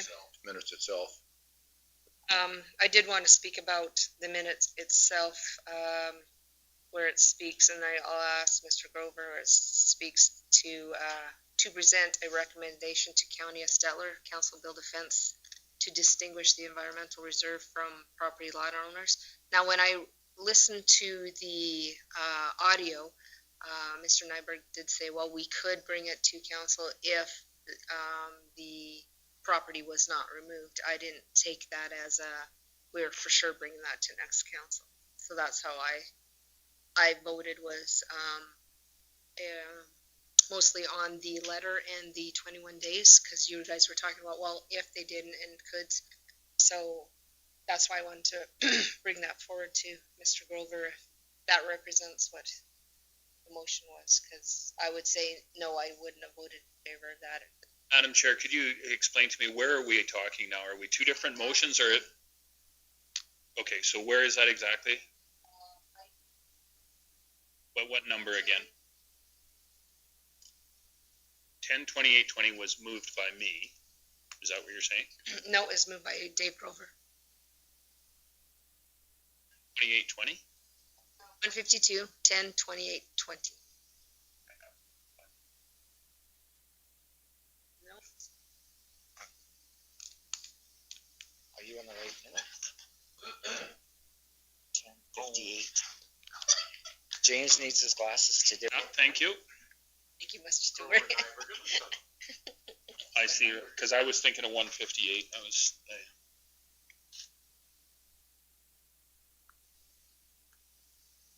So I'm not getting at, do you want to change your vote? Is that what you're saying? I was saying I wasn't voting on to bring it to council because I figured this is a could and a maybe, right? That was discussed. Well, it could come to council maybe in the future if property wasn't removed, so. I'm sorry, Madam Chair, but I do have a problem with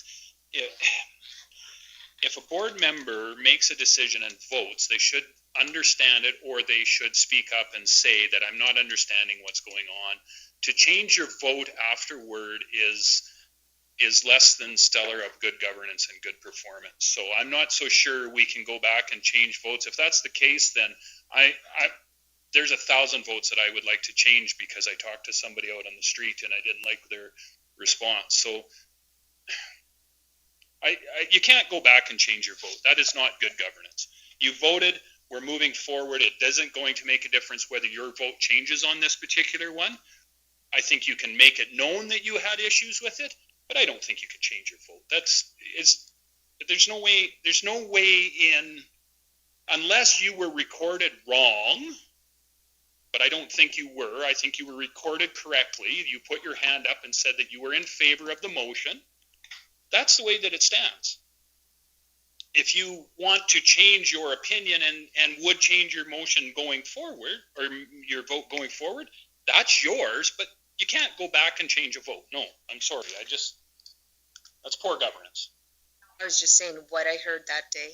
That's what I voted on, is what I heard that day. And that's good. You've made that known, but you can't change your vote. I'm sorry. Ms. Donovan. I was just going to suggest if we could add another item to the agenda and revisit it and then rescind the previous motion if that is a favor of, or. I was just asking Andrew too, how do we handle it since a few days later, so, Yeah, so certainly there's sort of two separate issues, as we talked about before, the sort of the backtracking that may have been done afterwards based on new information should be ratified by a new resolution, which wouldn't necessarily require the rescission of that bylaw, but if there's or the rescission of the motion, but if there's some other error with how that motion went forward, outside of it being a clerical error in the minutes, more like we're discussing today, which is a content error or a content misunderstanding, then a vote for rescission of the motion would be appropriate, as Jacinta indicated. I think the intent is also proposed to change. We are not going to enforce at this point, so it's contradicting the motion that was passed at the previous meeting. Enforcement can be delayed. It doesn't have it, and when Yvette talked to me on the phone, she said, "Can we delay it?" I said, I understand the situation because of what it puts the county. And here's where I have the problem, Madam Chair, is the fact that we haven't been able to have an open conversation and transparency towards not only our public but also to our fellow board members and fellow councillors. There was a conversation that was had with 7 individuals with our CAO. I don't know what Mr. Grover said or what Mr. Gender said or Mr. Clark or any of you said. So I cannot validate their opinion or disallow their opinion. So I think we need to have that conversation. My conversation with Mrs. Cassidy at the time was that there is a timeline issue with enforcement. I said, okay, I get it. It puts the county staff at a disadvantage to have to go and do this stuff. I get it. I totally understand. I also said that I spoke to the fact that we had issues with, and this shouldn't be here. This, where it should be, is brought up in new business. This is completely wrong where we're at. But I spoke to the fact about liability and the liability issue. If we are going to allow those people to leave it on there, are we allowed to? Skidooer comes along and smacks it on the ER. Who's going to be responsible? I do have concerns with how we're handling this. This is completely wrong. This should be brought up. We should either move the minutes as presented. If there is no factual errors in what's been presented, we move the minutes and we go forward, at which time we would move this to new business or business arising from the old business. and then from the minutes, and then we'll have the full out discussion. What we're doing here is wrong. I was just asking what the formality would be, so. Okay. So, approve, Motion that the minutes be approved as presented. and we'll call the question. All in favor? Not in favor? Okay, so business arising from the minutes now. Okay, now we can have this discussion. How you can bring that up, Madam Chair. So what is your concern? So after the motion came forward on 10/28/20, our CAO was in conversations with some of the whole issue of actually getting out there with the season, with the ice on the lake, and being able to pull off the boat lifts, and the South Shore IDP reference of some people being told that they were allowed to store some of those on there. So that's why she made the phone call to the council, or not council, board members, to see if we could hold off on this issue for now, seeing some of the logistical things that you can or can't do. Told them that they could store it on there. That they could store on there. The IDP. There is actually a bylaw, I don't have the number in front of me, but was adopted in 2015. But there are provisions of the bylaw where they have to apply to have the items stored, and they also have to take liability insurance. We did discuss that, and we discussed that with this motion when we put it in. And these are, from what I understand, illegally stored, for the lack of a better word, properties. If they would have done what they were supposed to do by make application, come in and ask to store it, then they are. It just happens to be that they're on bulk. So we found on bulk. Is there anybody that applied the proper way to do it? No, and the community association can apply on behalf of all the residents. That's one of the options. But no, we didn't. And we didn't receive any applications or records of insurance. Liability. We had that conversation with them. They came in and they made it very clear that they were not, the community association was not willing to take the liability risk.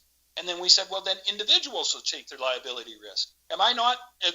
That's the conversation we had with them last year and the year before last.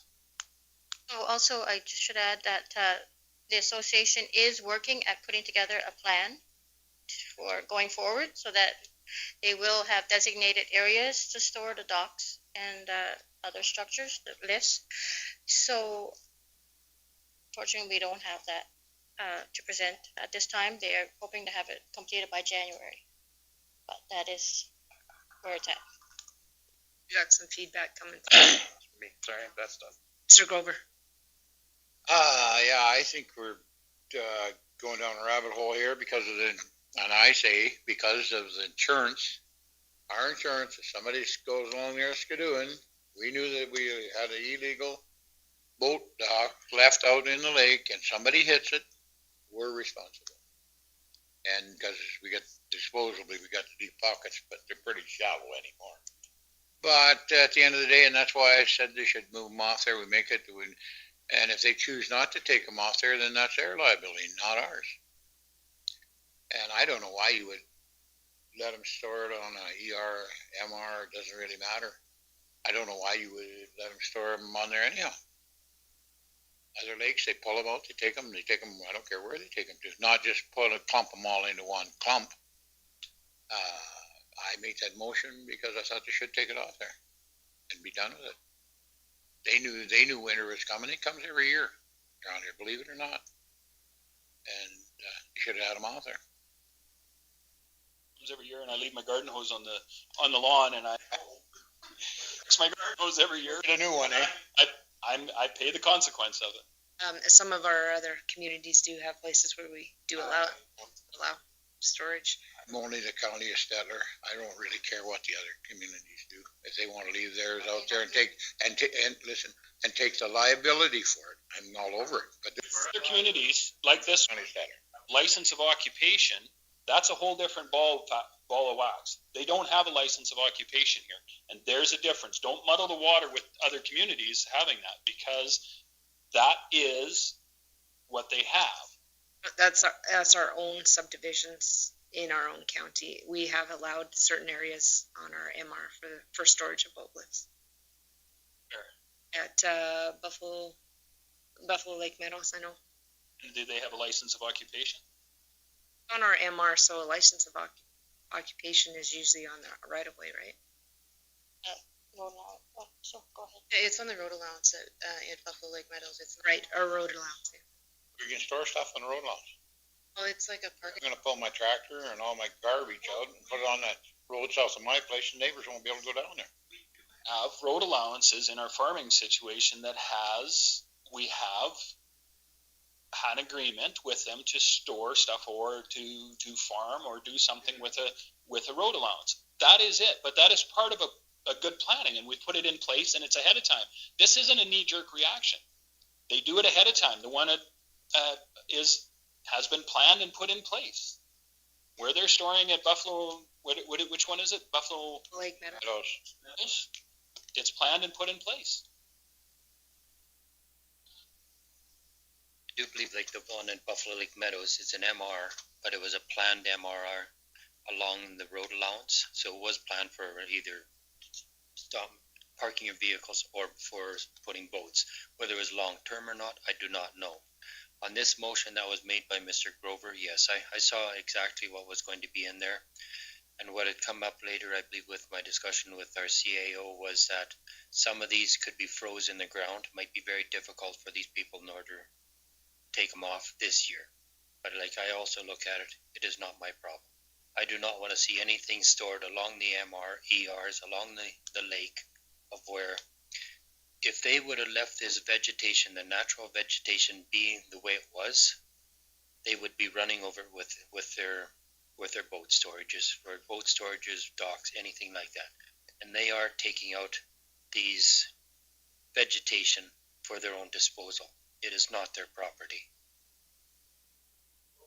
Yes, were you in favor or not when you talked to that cat? To leave it for this year, being that it was the so-called they're frozen in, I guess I'll have to say, yes, we can leave it go. But there was ample time, even at that time, they were not frozen. We had some decent ground. But that's a thing that I find that every time we bend a little bit, another little bit, well, maybe a little bit more. And it just seems like there's no bloody end to it.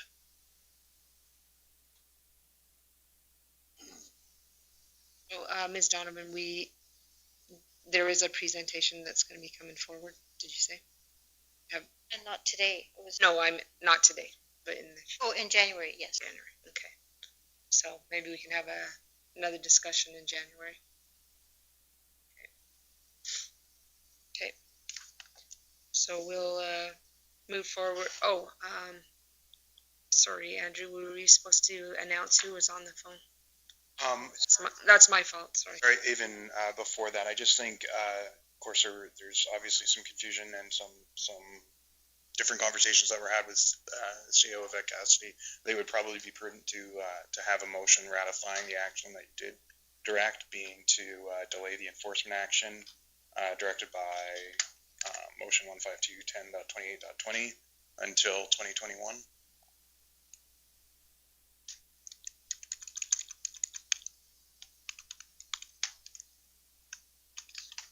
I'll make the motion that, as discussed with the board, that this motion will be delayed from the fall of 2020 to 1920 or 2021. This motion, but it's Mr. Nyberg. Now, there's three parts to this motion. Are we in favor of delaying all portions or just some portions? Because I think we should still present recommendation to the county of Stettler to look at building a distinguished environment. Doesn't mean that the council has to do that, but I think it should be put in place that it still should go forward so that if that is the route that we're taking, that it gets into the budgetary items and we deal with it. There is some planning behind that needs to go into place. Whether we pull the trigger on that is another story, but that's for council to make that decision. And I do think we should still send a letter to the association notifying them of this motion, because they tell us they said, wow, we were told by the IDP that we don't have to do it. Well, maybe we just need to get a little bit more efficient with our instructions to them instead of letting the hearsay run. And that was where the letter to the association was part of the motion, and I thought was good, because then there's no issue of them saying, well, we didn't know. I mean, they haven't known. We've told them 3 years in a row about this, and they keep telling us they didn't know. Mr. Stewart. My motion is just to recognize that the board has authorized the delay of this motion, but the whole entire motion will move into 2021 as it was made. Pieces of it.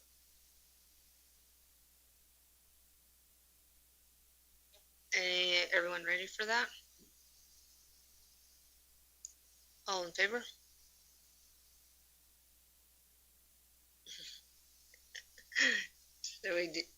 Yeah, we're missing some. Oh, I didn't look over here. Not in favor? So let's call it. Who's opposed? Let's do all in favor again, and then opposed. So it's not carried. Madam Chair, what I will do is I'll make the motion that we delay the first portion of that motion to 2021 with, we continue to present a recommendation to the County of Stettler Council to build a fence, distinguished environment, and send a letter to the association notifying of this motion and notifying them of the delay that we have taken in this matter. How's that different? How's that different between yours and yours? The way you were, we were delaying presenting the motion to the council and delaying the letter going out until 2021. So that means it won't be coming up in our December council meeting, but it could come up in January, February, March, or April, as long as it's 2021. But it delays it. It could delay it till. Yeah. I'm not in. The top one is the enforcement action is going to be delayed till September of next year, because basically once the frost comes out of the ground, they put their boats back into there. That's the enforcement action ends. We basically have cut the enforcement out. I still want to see us present a recommendation to the council, and I want to send a letter to the association. The letter to the association that this motion is can be sent tomorrow. They need to know that we are discussing this and that we are having problems with what's going on here. I am glad that the association is thinking about a solution to this problem, but my problem is that we've been dealing with it for a very long time. And you want the idea of building a fence? To council. Council needs to be able to deliver on that. I think we need to. That basically what Mr. Stolberg had was delaying the whole motion. This would get lost in the weeds. I don't think we delay the present to council, and I don't think we delay sending a letter and then go forward. That's the difference between what I have with yours. The original motion just says to recommend presenting to council, but it doesn't say when either. No, but administration does everything on a timely basis. Yeah, because maybe building a fence is not a solution either. I know. Council's decision to make. That's what I'm saying. That is council's decision to make. That is not the MPC's decision to make. Yeah. That is where I'm saying that is a council decision, and it should get to council as soon as possible. And maybe it isn't December. Had this not been delayed, we might be seeing this in December. Yeah, because what I'm just saying is to put the actual fence word in there. Maybe a presentation comes to council about something else, but we're narrowing it to just that right here. that's what you want. Okay. Mr. Grove? Is not to do anything to it about infractions till next September? There's nothing we can do about it. There is not a thing we can do about it.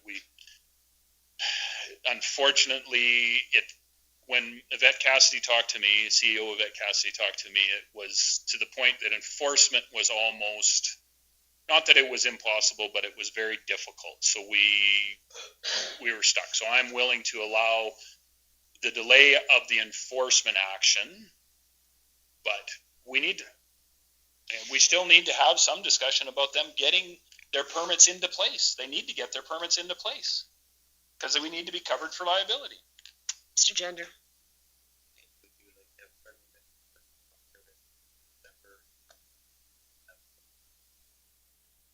And I'm not going to be a stickler for that one, Mr. Gender. The enforcement issue is what MPC should be dealing with. The fence and the letter to the association are basically council agenda items, and then however that gets taken care of. So the difference between, I just want to make sure, the difference between yours and Les is that you want to bring it forward sooner, and Les's motion was just sometime in 21. Is that what you're trying to say? And your exact month is? Administration to bring us forward with a proposal for the distinguishing the reserve from the privately owned properties. That could be brought through whenever. I mean, I'm not a stickler on it. But why wouldn't we send them a letter, and why wouldn't we start discussions on that? The enforcement issue we are not going to be able to deal with, unfortunately, and maybe I'm wrong, but the conversation I had with Miss Cassidy was the fact that we're too late to do the enforcement. It's frozen the ground, and we're just too late, plain and simple. Really, what should happen is enforcement should be that each individual must get, and I mean, if we had it set up properly, they would get a fine. If they don't, they should get a permit, and they should get each individual show liability coverage for that property that they have on our ER. With the enforcement, we could have removed it within the 21, after the 21 days, we could have removed it and sent them a bill, but we do not know exactly. Someone could say it's not my property either. I'll tell you what, we grab a $4,000 boat lift, pretty sure they're going to want it back. I'm just saying, I'm okay with backing down on the remove of the private property items. Like we're not going to remove those. I get it. I get that. But there's nothing stopping us from having the conversation about the fence and sending them a motion to say, it's on the radar. You guys need to deal with this. Marlene, do you get the difference between Les? Oh, I'll listen to it again after. All I'm saying is delay the enforcement, but don't delay the recommendation of to build it. On Mr. Stolberg's motion, Delaying the whole thing. I understood that we would delay the whole thing, sending them a letter, sending them the proposal of the fence to council till when we get enforcement. We're not going to be doing enforcement. We can't do enforcement till next spring, maybe. I don't know. Well, that wasn't the intent of my motion. The intent of my motion was to acknowledge that the boat lifts and stuff couldn't be removed because they were frozen. So just delay the whole motion to 2021, but with the assumption that our administration would sort through the three pieces and do them in the order that they needed to be done in 2021, which the second two, of course, would be done right away, and the first one, which is removing, would fall in the fall. Why would we wait to send the letter till 2021? Well, no, that motion was defeated, and yeah, that's defeated, and so yours basically is the last two, right? No, I'm just saying that we delay enforcement as first conversation with Yvette Cassidy, and that we proceed with the last two as normal with the last two. Okay, that's clear. Right? For everyone? Wayne? It's clear for you? Yeah. I didn't... There's Buffalo Lake water. Okay, so we'll call this second motion. All in favor? Opposed? Two. Now what do we do? Yeah, no, we did. Well, I guess. Larry's on a phone call. Well, there's just, there's 6 people here. So unfortunately that failed, so. It failed. Unfortunately, that stands. We have 3 months to bring this back for council, for enforcement has to go forward. We cannot look at this again. And, Unless we Madam have Chair. something completely changed. Mr. Nixon. Madam Chair, and that's not gonna change thing a lot either. We got 3 months, we can bring it back in January, February, and deal with it again if we so wish to. I voted against the original motion, last time, so that's why I opposed it this time. I don't agree with the motion, the way it's written. Okay. So, right now, Madam Chair, Yes. we can start the change. They are bring forward 21 days. And yet, Yvette has told us logistically with the frozen ice, frozen. She just said that. Yeah, it's difficult. And is that a wise use of our resources right now with our budget too? So, Mr. Grover. The liability, like I stated the first time. Somebody goes driving along there with a skidoo. We realize we've already in a public MPC, we've already made that we know they're there, but we're just gonna leave them for a while. Somebody goes along there with a skidoo and dark out, no light on it, happens to kill themselves. Who is liable? Just a question for MPC. I know the answer. We are. I guess the question. We could, to hopefully move this forward. If this is set on the books, and there's not much we can do with it. But I would make a motion that we instruct administration. If I could, Jacinta, do you know who each individual has the property is? In the docks and the structures, not necessarily, because it could be left in front of someone's lot, but it doesn't mean that they own that lift, or because they're grouped together in some areas. And there's some backlot owners that have brought them forward too, so we wouldn't know. Yeah, they're not all front lot owners. They're not all front lot owners. What's that? Yeah.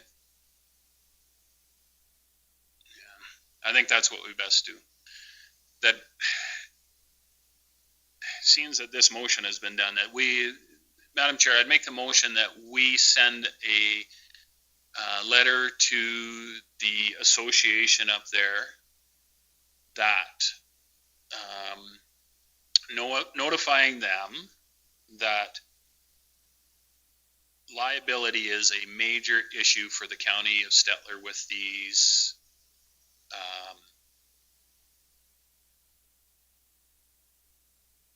property that has been stored on our ERMR.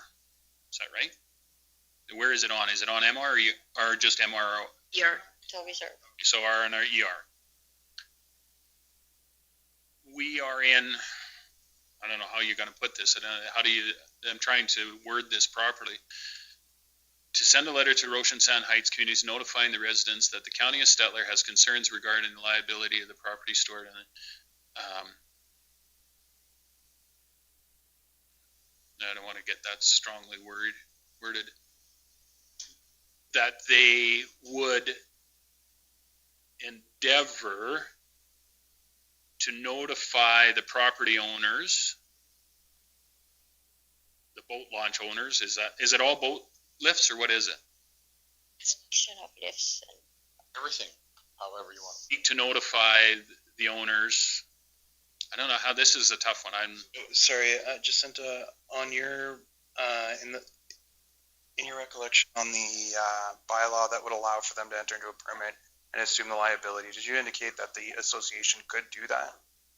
Say that again, Andrew, sorry? I'll bring up the bylaw, you can bring it up under council, it's in the 2015 bylaws. Yeah, I'm just suggesting, it sounded like there's an option for the actual association to carry the liability insurance as well. And that they may potentially be agreeable to that on behalf of the entire community. Brought it back to us, and they were strongly against that. I remember them bringing it back, and I can't remember if it was last year or 2 years ago that the issue, they weren't carrying the liability because it was costing them too much.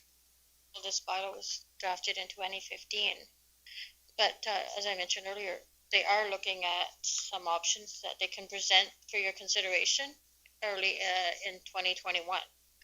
But at this point, we don't know.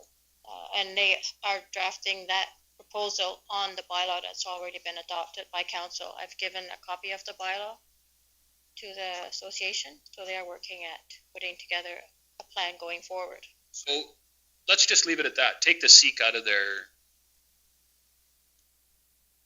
Let's leave it at that and see if it opens the conversation. If we made the motion for this, we've recognized that the Community Heights Association and that they've been notified that this stuff needs to be moved. I don't know what, if there's something better, somebody bring it up. Mr. Grover.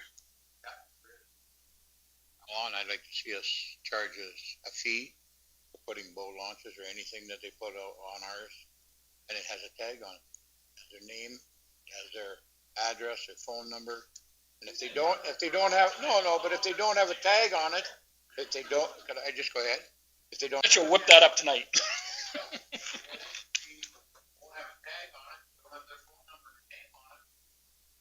That's not our problem. Our problem is we can't move this crap. It's frozen in the ground. Put there the cutting torch, cut it off at water level and haul it away for give old Henry or yourself come and haul it. I think they'll find out who it is. Oh, because then it'll be damaged goods.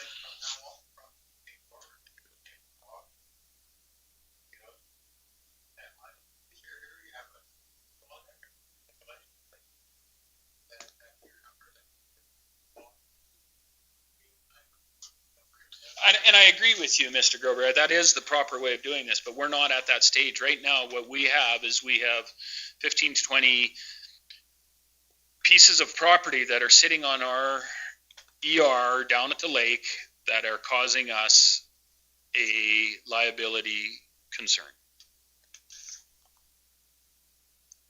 That is true.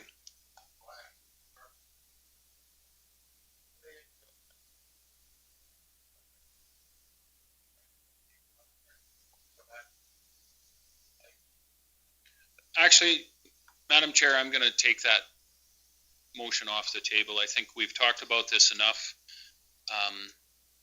Administration, not defeated, it's just pulled back. I'm not going to. I deleted that one. That's the last motion. Okay. I think administration can, at some point, figure out what they need to do. If they need to bring it back to council at the next council meeting or something, let them deal with it. But unfortunately, we're at an impasse. I think we're kind of stuck. So if they find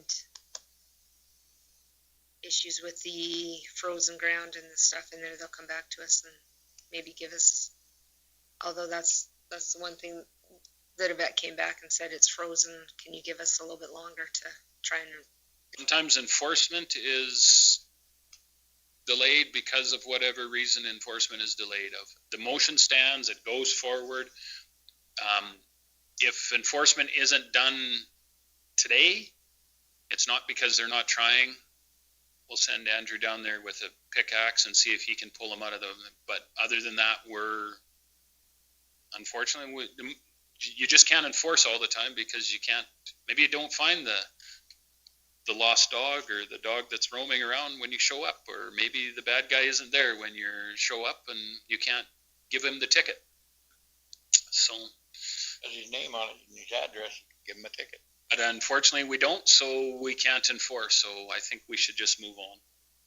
We'll move on to development officer's report.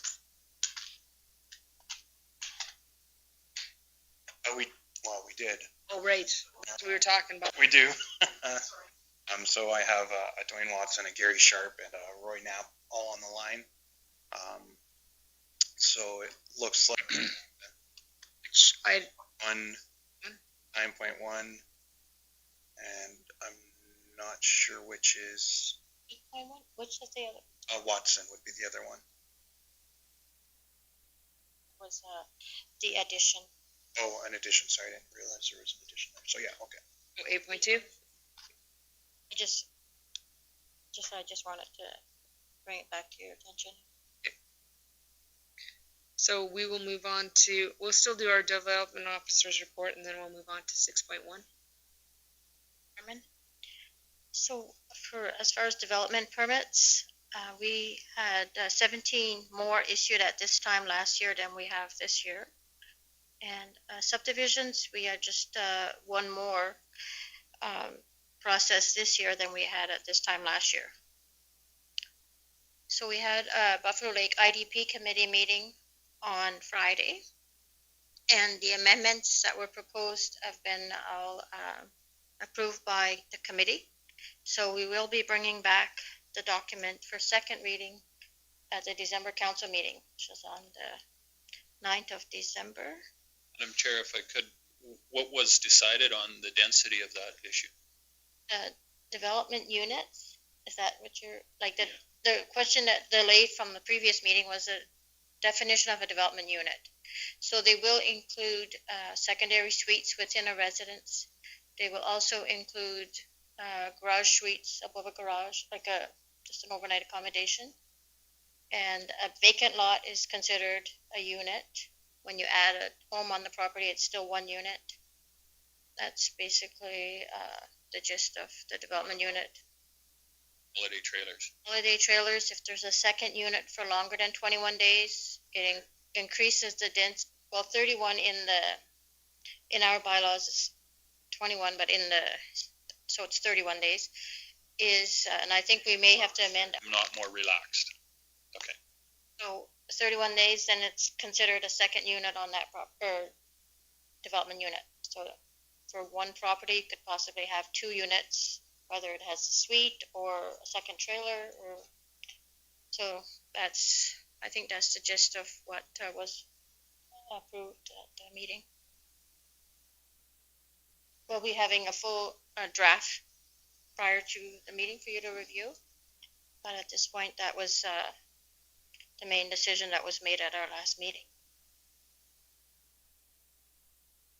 And I was just, as you know, Cherie and myself met with the president of the Ocean Sands Heights Community Association on November the 5th, and we did walk the ER and there was a lot of personal items that had been reported last meeting. Those were removed. The only thing remaining was the docks and the lifts. So all the personal items that you had seen in the previous pictures, most of them, or I think all of them, were removed.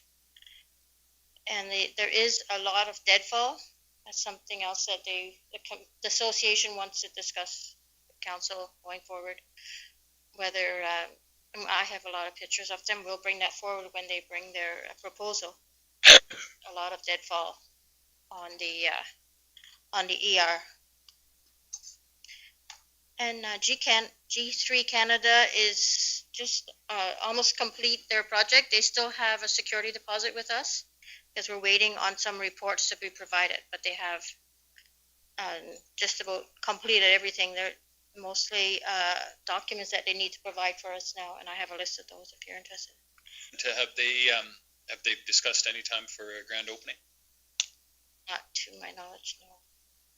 They did send a scope of the lagoon pipe, pre-construction and post-construction, to ensure that there was no damage caused to it from the construction of the approach. So our utilities, Randy has reviewed it and said that there were no concerns with the construction work that was done. Yeah. And so we did send out letters in July to all the lake residents, notifying them of some of the stipulations of our land use bylaw. So in late September and October, we went through all the subdivisions and noted any that were still non-compliant. And they received a letter in October requesting that the property be brought into compliance by November 30th. Now, all the people that did receive letters, I would say 80% of them have contacted us, and a lot of have complied, but there are some that feel that the timing isn't very good for removing trailers, and some had to remove a storage shed that they have for their boats. So just requesting if they could leave them there now that the winter's set in and until later. And there's probably 3 properties that I've had that issue with, and I just want some direction whether we can allow them to leave them there until later.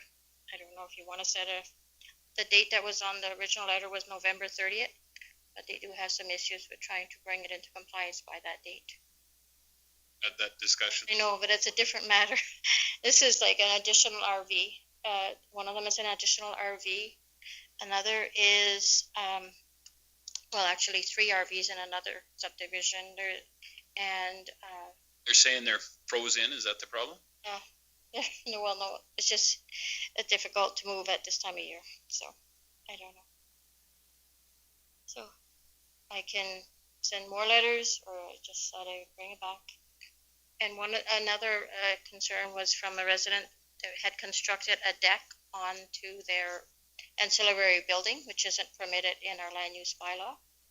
So they were notified that they could put the deck on the RV. That is a ground level deck is a permitted use in the district, but not attached to the ancillary building. So they would like to wait until next year to move that deck. Just some of the concerns that we have seen quite a bit of compliance. So there's always a few that have issues with following the deadlines, but that's just something that we. So I think that sums up the report. Thank you, Madam Chairman. Oh, one other thing to add with the Buffalo Lake IDP, we are coming back and meeting again to discuss the wastewater management. That concern has been brought up this past summer by our residents who live up there, by Roshan Sands residents, White Sands, and so it does have a stipulation within the Buffalo Lake bylaw about making sure that their septic systems are up to code. But we're going to have a further discussion on that. Roshan Sands has brought forward a bylaw already to their council. I think, have they gone through second reading? I know for sure they went through first reading. And so they're already being proactive and writing one up under their wastewater management bylaw. So we're going to have further discussion as a whole IDP next year, next March. It's coming back. Bylaw is coming. Yeah, so our water and wastewater bylaw are coming in. Some of the provisions as directed by council at last meeting will include addressing private wastewater systems and inspections thereof. Keeping in mind, we'll potentially want to consider the difference between a private wastewater system in a multi-lot residential versus a private wastewater system on 160 acres of farmland. So we'll try and bring forward some changes that adequately address the varying conditions that we have in the county, but you will see that in December, along with some rate changes in that bylaw.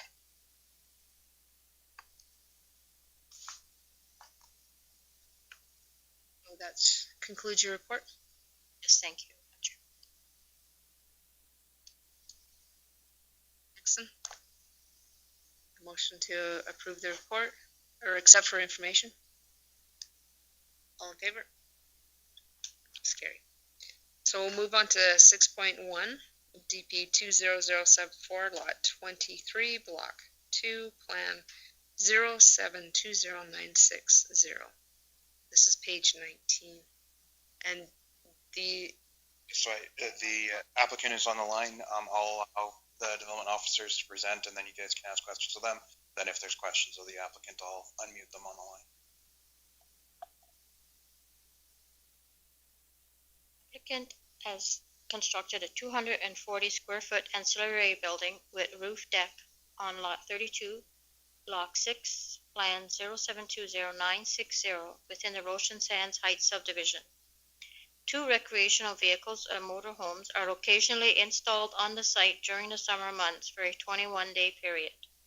Section 43(3) of the county's land use bylaw stipulates that in a multi-lot subdivision, a development permit for an ancillary building shall not be developed unless a development permit for the principal building or principal use of that lot has been issued previously or is being issued at the same time as the development permit for the ancillary building.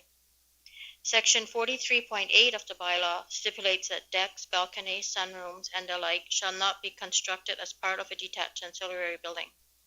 Section 23.1 of the land use bylaw provides the municipal planning commission with the discretion to decide on a development permit application, even though the proposed development does not comply with the bylaw, if, in the opinion of the municipal planning commission, the proposed development would not unduly interfere with the amenities of the neighborhood, materially interfere with or affect the use, enjoyment, or value of neighboring parcels of land, and the proposed development conforms to the use prescribed for in the land use bylaw.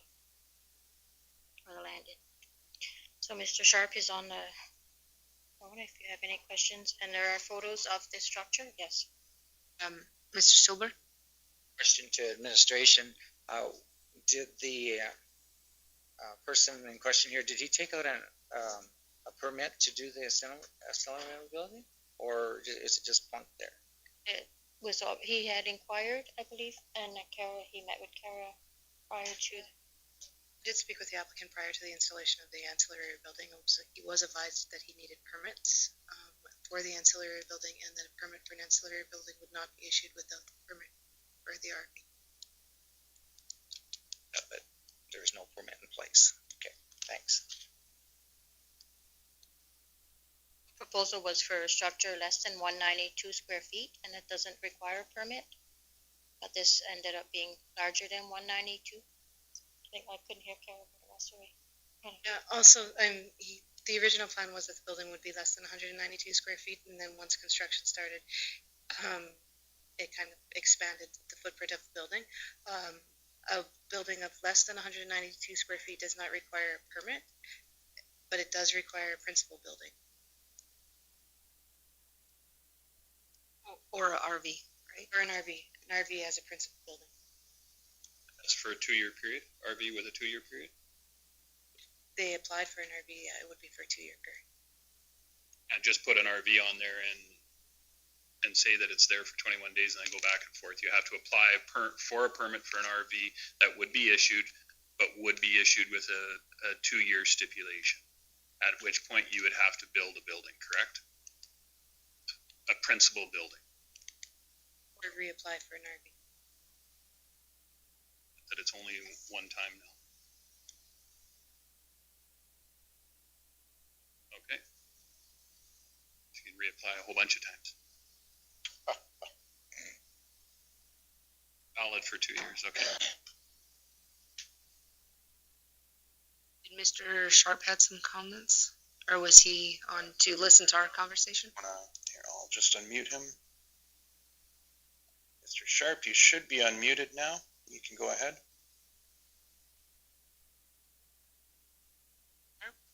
You might be muted on your own end there. Yeah, no. He's still on the line. I do have him unmuted now.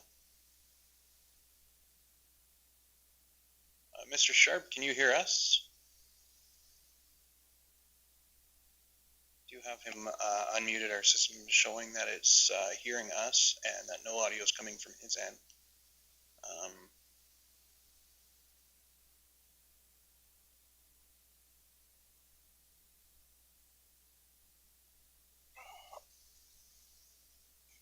Can't offer anything further on that. Mr. Sharp, just to clarify, we cannot hear you. If you can hear us on the line, you are unmuted from our end. If you're on a cell phone, just verify that you don't have a mute button on there that's been toggled on. Oh, there I'm starting to see activity. Hang on though.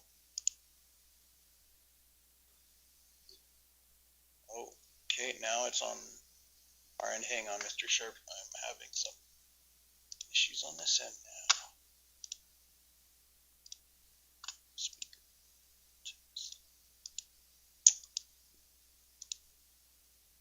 World of code. Yeah, if we can for just a moment. Sorry, I'm going to reconnect to our own conference. One moment, please.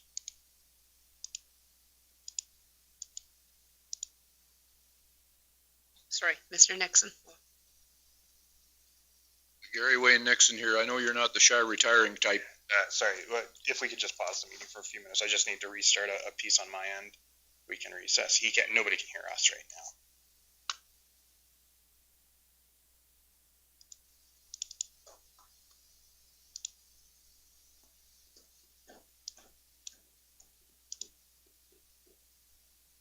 Please record your name after the tone and press the pound key. The conference is in presentation mode. There are 3 parties in the conference. This call is being recorded. Hello? Right. There we go, Gary. We're back in and we can hear you now. Please go ahead. Okay, contact. Gary, have you been able to hear what we've been saying? It comes in, I've heard most. I think we got an echo here.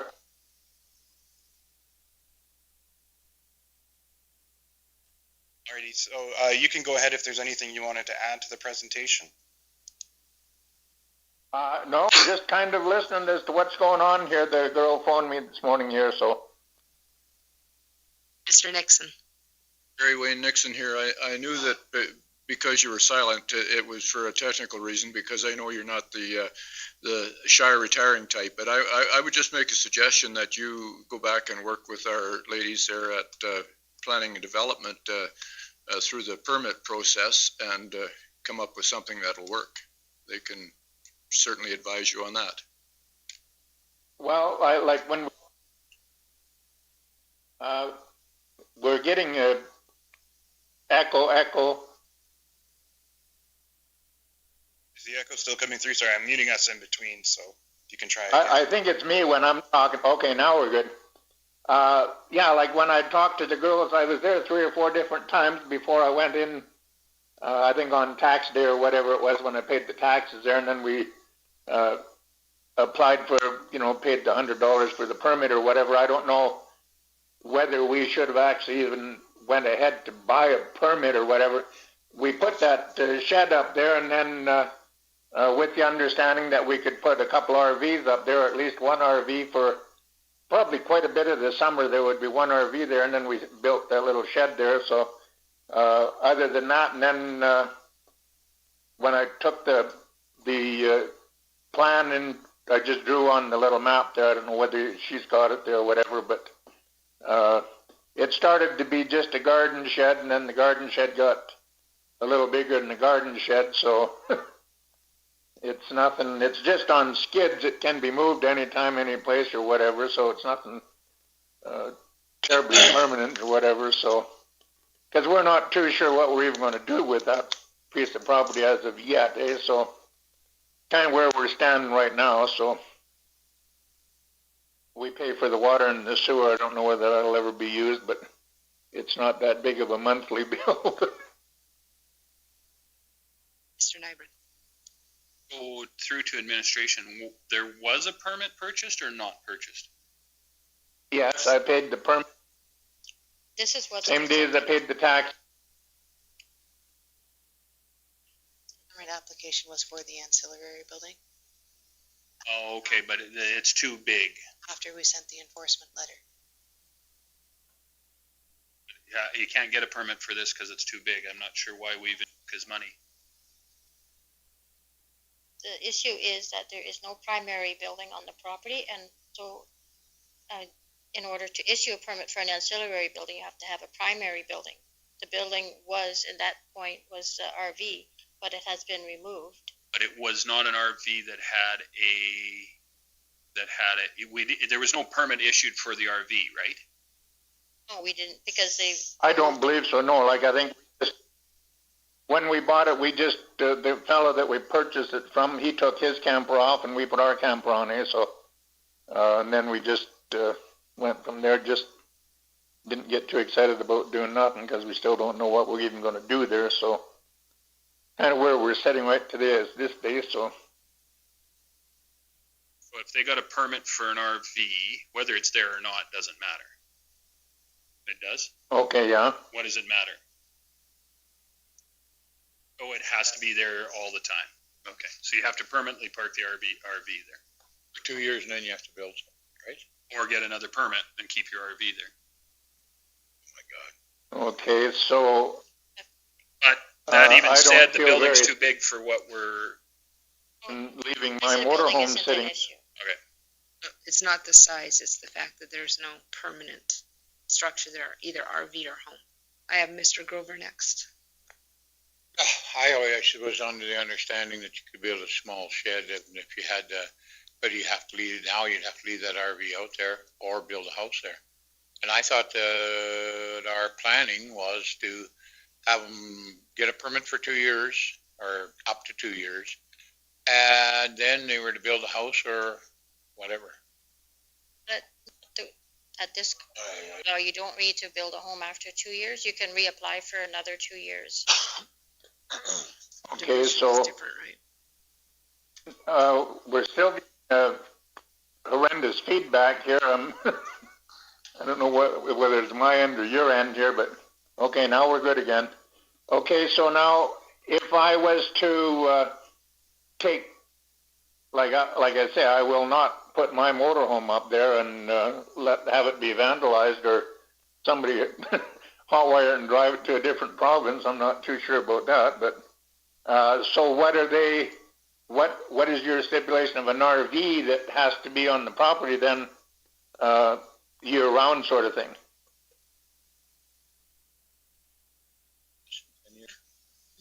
Don't really have any provisions for seasonal use. It's just a permanent, and that was, if you recall, the ancillary building in that subdivision last year where there was no RV as well. And we had it.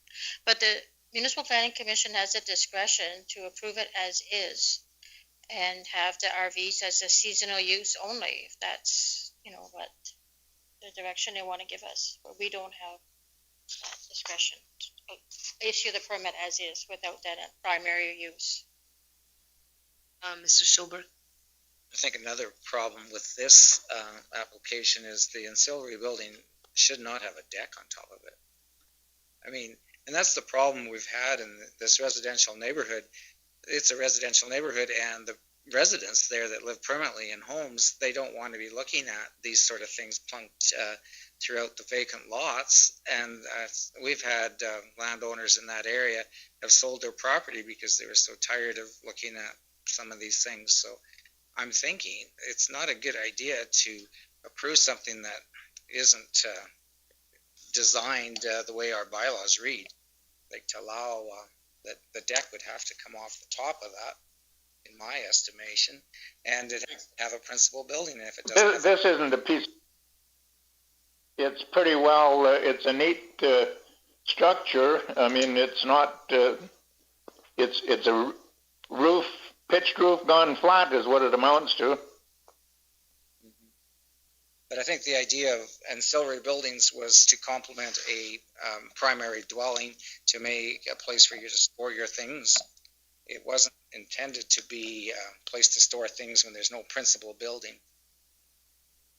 Mr. Nyberg. So I think Mr. Sharp could come in and have a conversation with our administration, and to see if they can bring this into compliance with something. I am with on the same side as Mr. Stolberg in the fact that in the bylaw it strictly says that it will not unduly interfere. We do not have the discretion to change that, because in my opinion this does unduly interfere with the surrounding buildings and features. So I think if we did approve this, we are going directly against that bylaw. So now if there's some other way that you could have a meeting with the planning department and they could come up with something else that would make that work, get a 2-year permit for a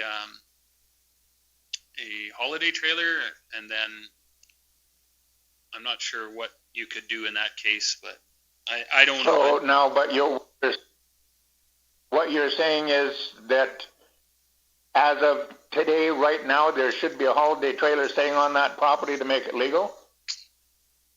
That and a permit, and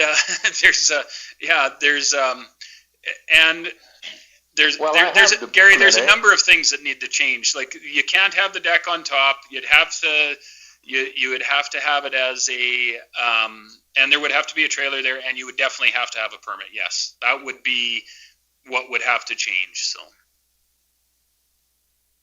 It doesn't matter. It doesn't matter. I'm missing the point here. What's the difference between a pitched roof or a deck? it is about aesthetics. I'm sorry. It doesn't complement the surrounding area. That's the problem. The guy right straight across the street there has a huge deck on his property, eh? And we are working with him too.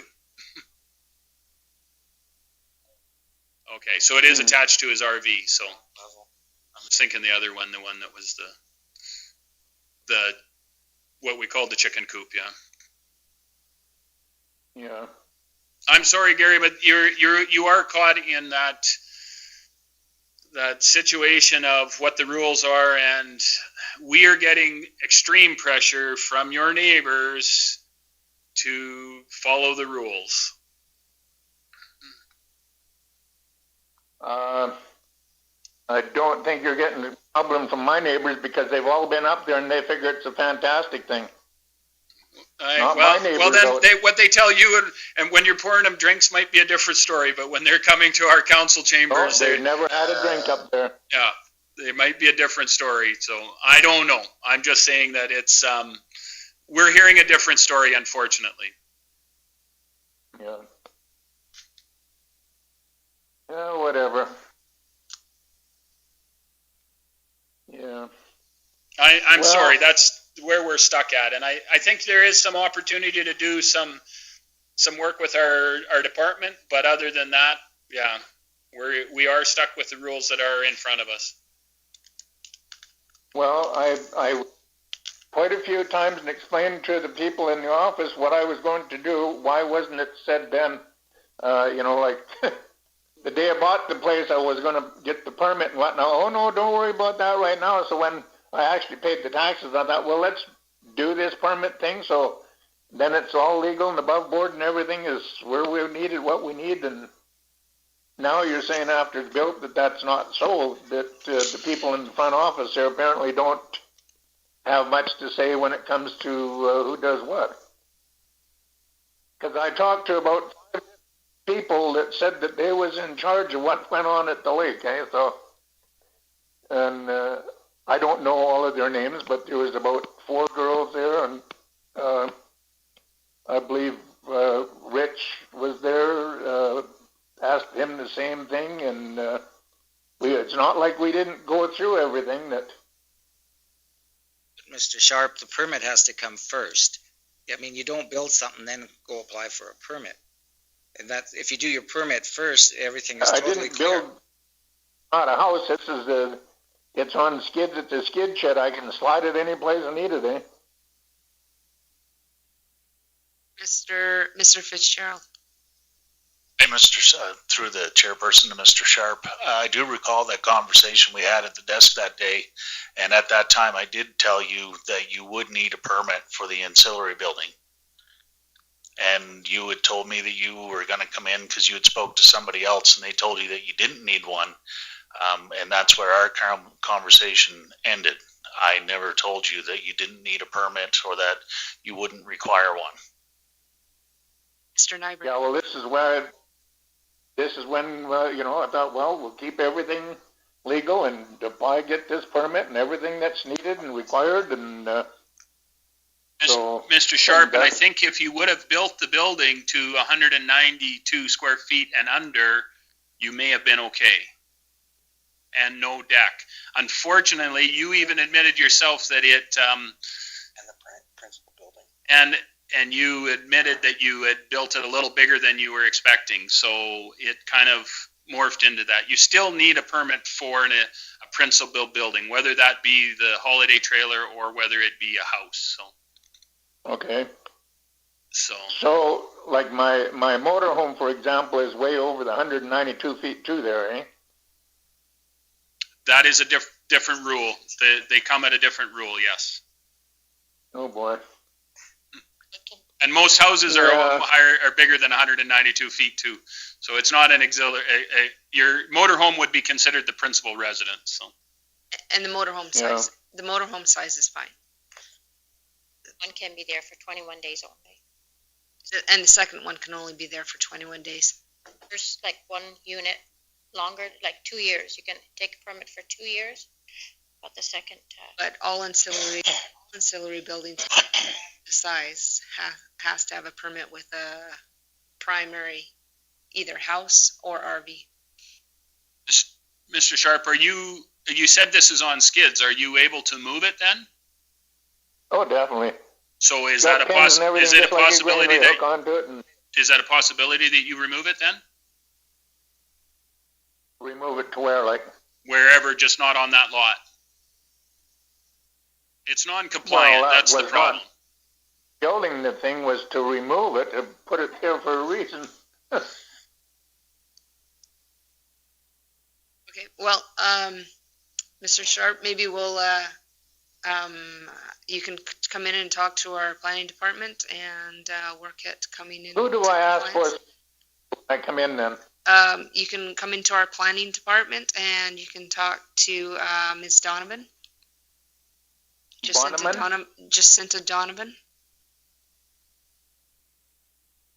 Okay. Yeah, this is getting to be a little ridiculous here, actually. I mean, whatever, I guess, we'll work it somehow and see what happens here. Okay. Well, thank you, and hopefully you get it worked out. All righty. Okay, thank you. Okay, thanks.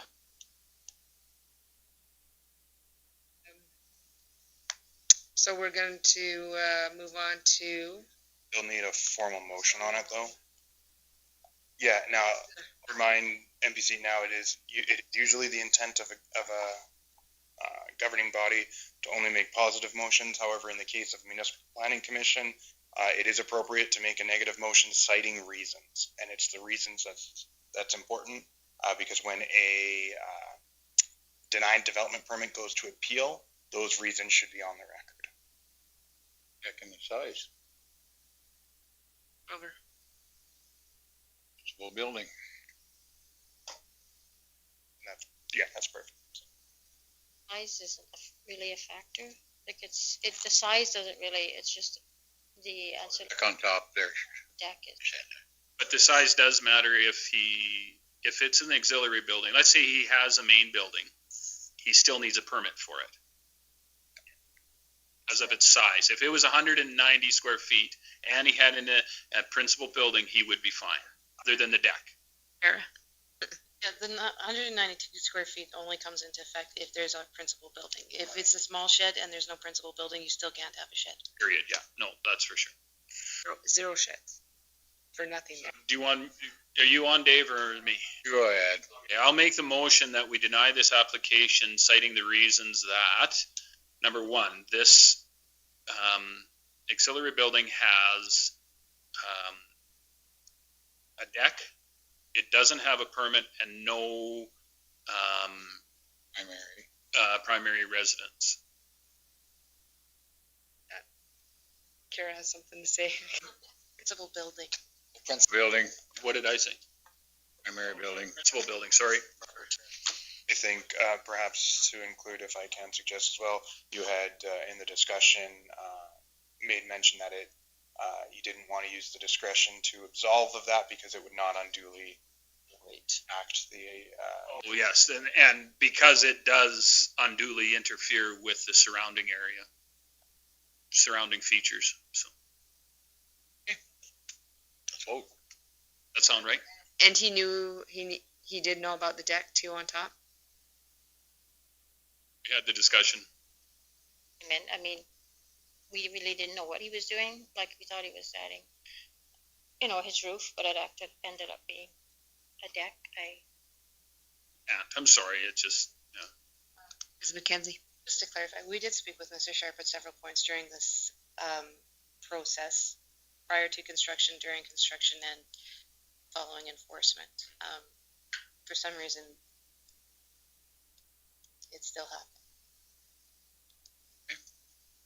This did apply. This is an actual application that he submitted now? After he's built it. Yes. Realistically, there should be $1,000 fine with this, but we've never done that, so.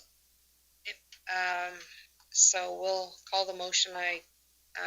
Thinking Mr. Clark will abstain because he wasn't part of the conversation. Call the motion. All in favor? It's carried. We are now moving to 8.2. So that's our addition. And that came through email, right? Yes. So that's lots 1 and 2, block 2, plan 4684. And that's through email. We'll have Andrew bring that up for us. There are 2 new photos. A photo of the front of the manufactured home. But, Andrew will bring it up here. Can I go ahead? Okay, so the tender received for lots 1 and 2, block 2, plan 4684 CL was approved by County Council at the November 10th council meeting. The acceptance of the offer is subject to the following condition. The purchaser shall be responsible for the land titles transfer costs, and the purchaser shall agree that the property is sold on as is where is basis, and that the County of Stettler makes no representation and gives no warranty whatsoever as to the adequacy of soil conditions, land use districting, which development conditions, absence or presence of environmental contamination, or the developability of the subject land for any intended use by the purchaser. The transfer of ownership has not been processed or completed by the Land Titles Office to date. The prospective landowner of lots 1 and 2, block 2, plan 4684 CL is contemplating the purchase of a 2000 manufactured home for placement on the subject property, which is located within the Hamlet Commercial Land Use District of the county's land use bylaw. The district provides for any suitable dwelling unit as determined by the Development Authority, provided that such a use is listed as a permitted or discretionary use in the Hamlet Residential District. A manufactured home is listed as a discretionary use in the Hamlet Residential District. Section 99.9 of the bylaw stipulates that the residential development shall follow the site regulations, development standards, and additional regulations for the corresponding type of residential development in the Hamlet Residential District. Pursuant to Section 66.1 of the Land Use Bylaw, a development permit application for a manufactured home older than 10 years at the date of the application shall include recent color photographs of the building or structure showing all sides thereof, and a statement of the age, size, and structural condition of the building, and a statement of any proposed improvements to the building, including a description of the color, texture, and or finish applied to exterior surfaces, and a description of proposed landscape areas.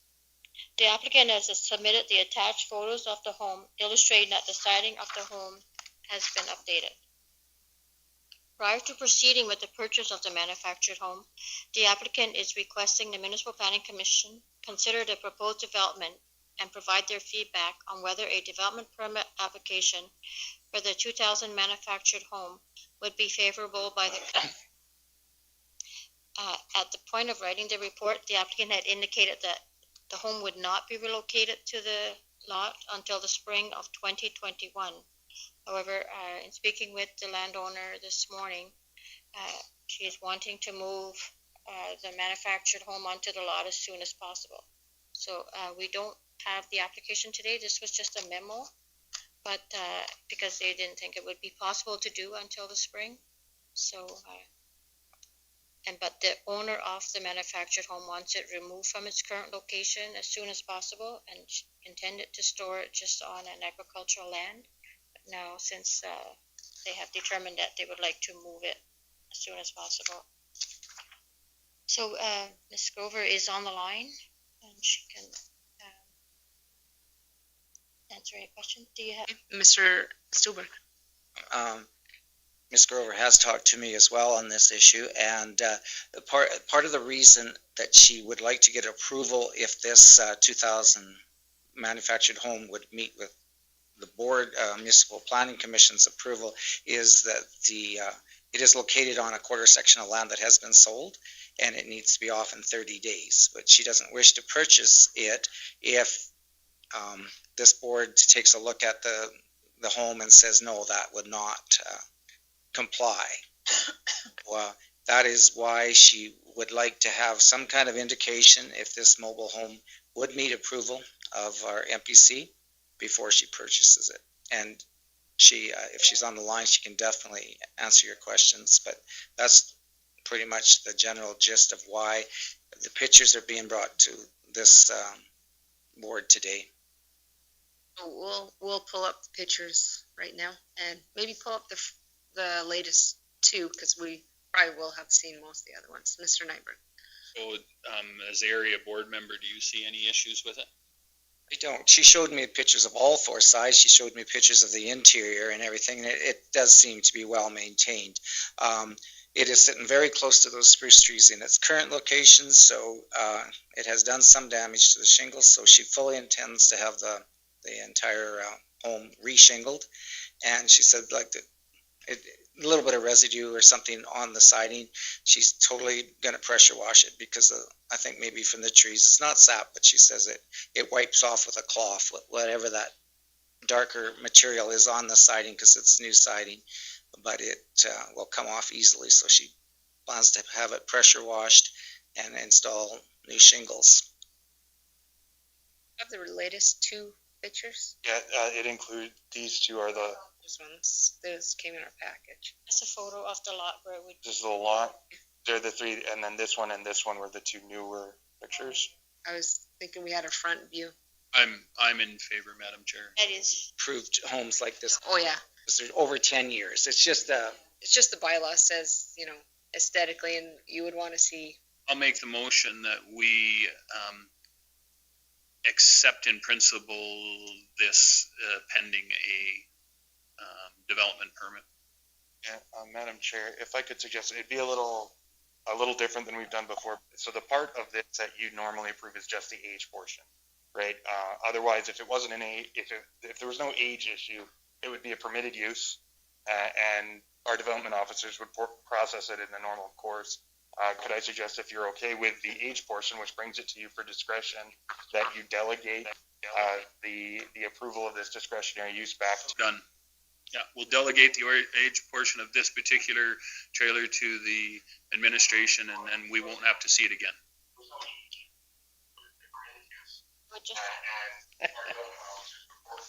Coming through. What the hell are you doing?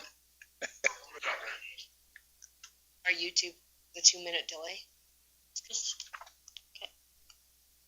So I will make that delegate the age issue to our development officer for this particular one. Miss Donovan. It's a discretionary use, but I don't foresee that being an issue, but it is a discretionary use in the Hamlet Residential District. So it's not permitted, it's permitted through your discretion, but it's not something that generally we could approve for Hamlet Residential.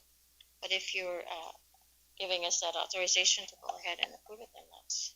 Because it will save her some time, because if we bring it back, probably January meeting, and then there's a 21-day appeal period following that. So the only stipulation would be now that the land transfer has occurred, because it's still has to go George, through, that's part of the application. that's, We approved the trailer. Mr. Grover? Already, what, 5, maybe 6 of them that are older than that already setting, and then you buy them around for that. And then that was the whole intention of Looks pretty good. it's up for sale is to get homes on them. So, I mean, if we drag her feet on this one, she could lose the ability to purchase it if she doesn't want to have some guarantee that it's going to be approved. So I think it was wise to go this route. Okay, so we have a motion on the floor. Can't repeat it because it changed several times, basically to approve the age, right? To allow the administration to accept this trailer. Because of the condition.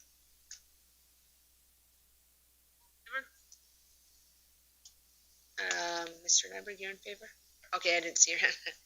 Okay, And she will still have to get her her permit approved, and then our staff will look at it whenever to make sure that the grade's right and the approach is right and all that. But those steps will come later. there'll still be a 21-day appeal period that would need to be applied because it is a discretionary, not just the age, it's also a use, it's discretionary in the district. So there's 2 factors.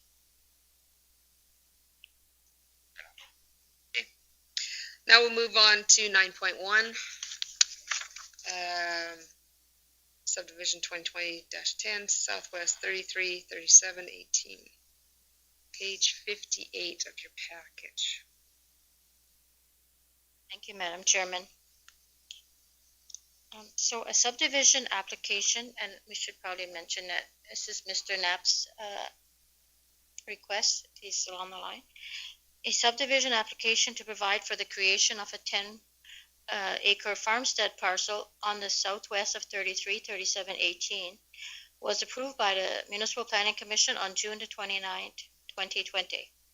A condition of approval required that the applicant contribute to the county's rural development fund for the area exceeding the preferred maximum size as defined in section 4.62 of the county's municipal development plan, which states, the preferred maximum size of a farmstead parcel shall be determined by the size of the minimum area required to include the yard site with permanent, bona fide, and viable buildings, shelter belt, access, power pole, gas connection, domestic water well, and private sewage disposal system, excluding the setback distances to property boundaries that are required under Alberta Private Sewage System Standard of Practice issued by the Safety Codes Council under the Private Sewage Disposal Systems Regulations.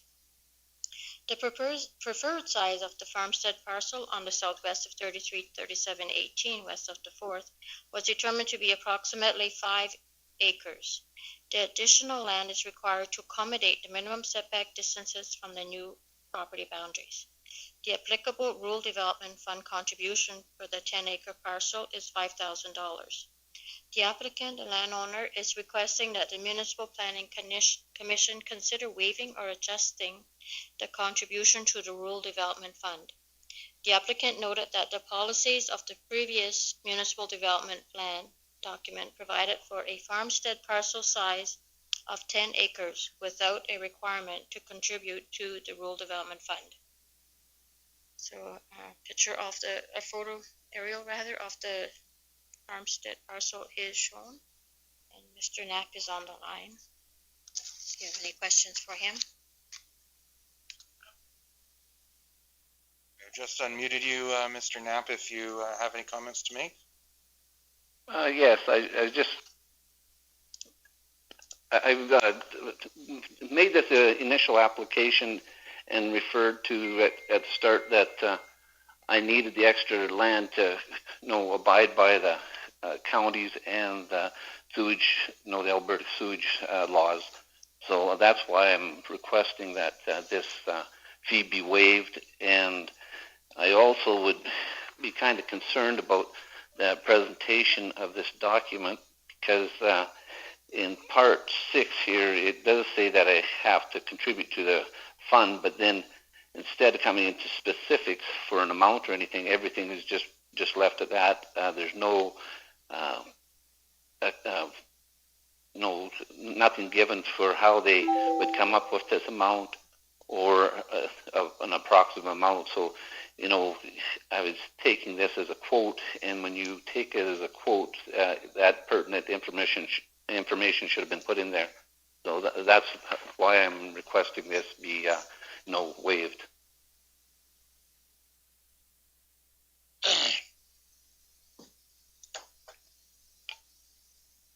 we bring up the email? Oh, it's in the package. We try to do before we go forward. We make the application. Andrew, it's on the, There is that policy. a little further, Andrew. It's on the bottom of the last part, I think. Where did I see it? So the reasoning for the 10 acres was because basically sewer discharge area. Yes, and to have a square rather than, it's just, well, Mr. Knapp can speak to that. There's additional land besides What's the question then? Yeah. Oh, we were told that you told us that the reason for the 10 acres was for the appropriate amount of space for the sewer discharge. Yes, that's correct, because you have to be 300 feet from all the property lines. Okay. Mr. Grover, do you have your hand up? We just charged Mr. Elder, David Elder, $30,000 for making his acreage bigger. I don't know. There's different kinds of sewage discharge you can put in and stuff, so I don't know if that's a valid point or not. Why don't you think it's valid? Do you need it to, where is the sewer, right by the house? No, it's got to be 300 feet from all the property lines. So it had to be moved. Well, you already moved to accommodate the laws and regulations. Okay.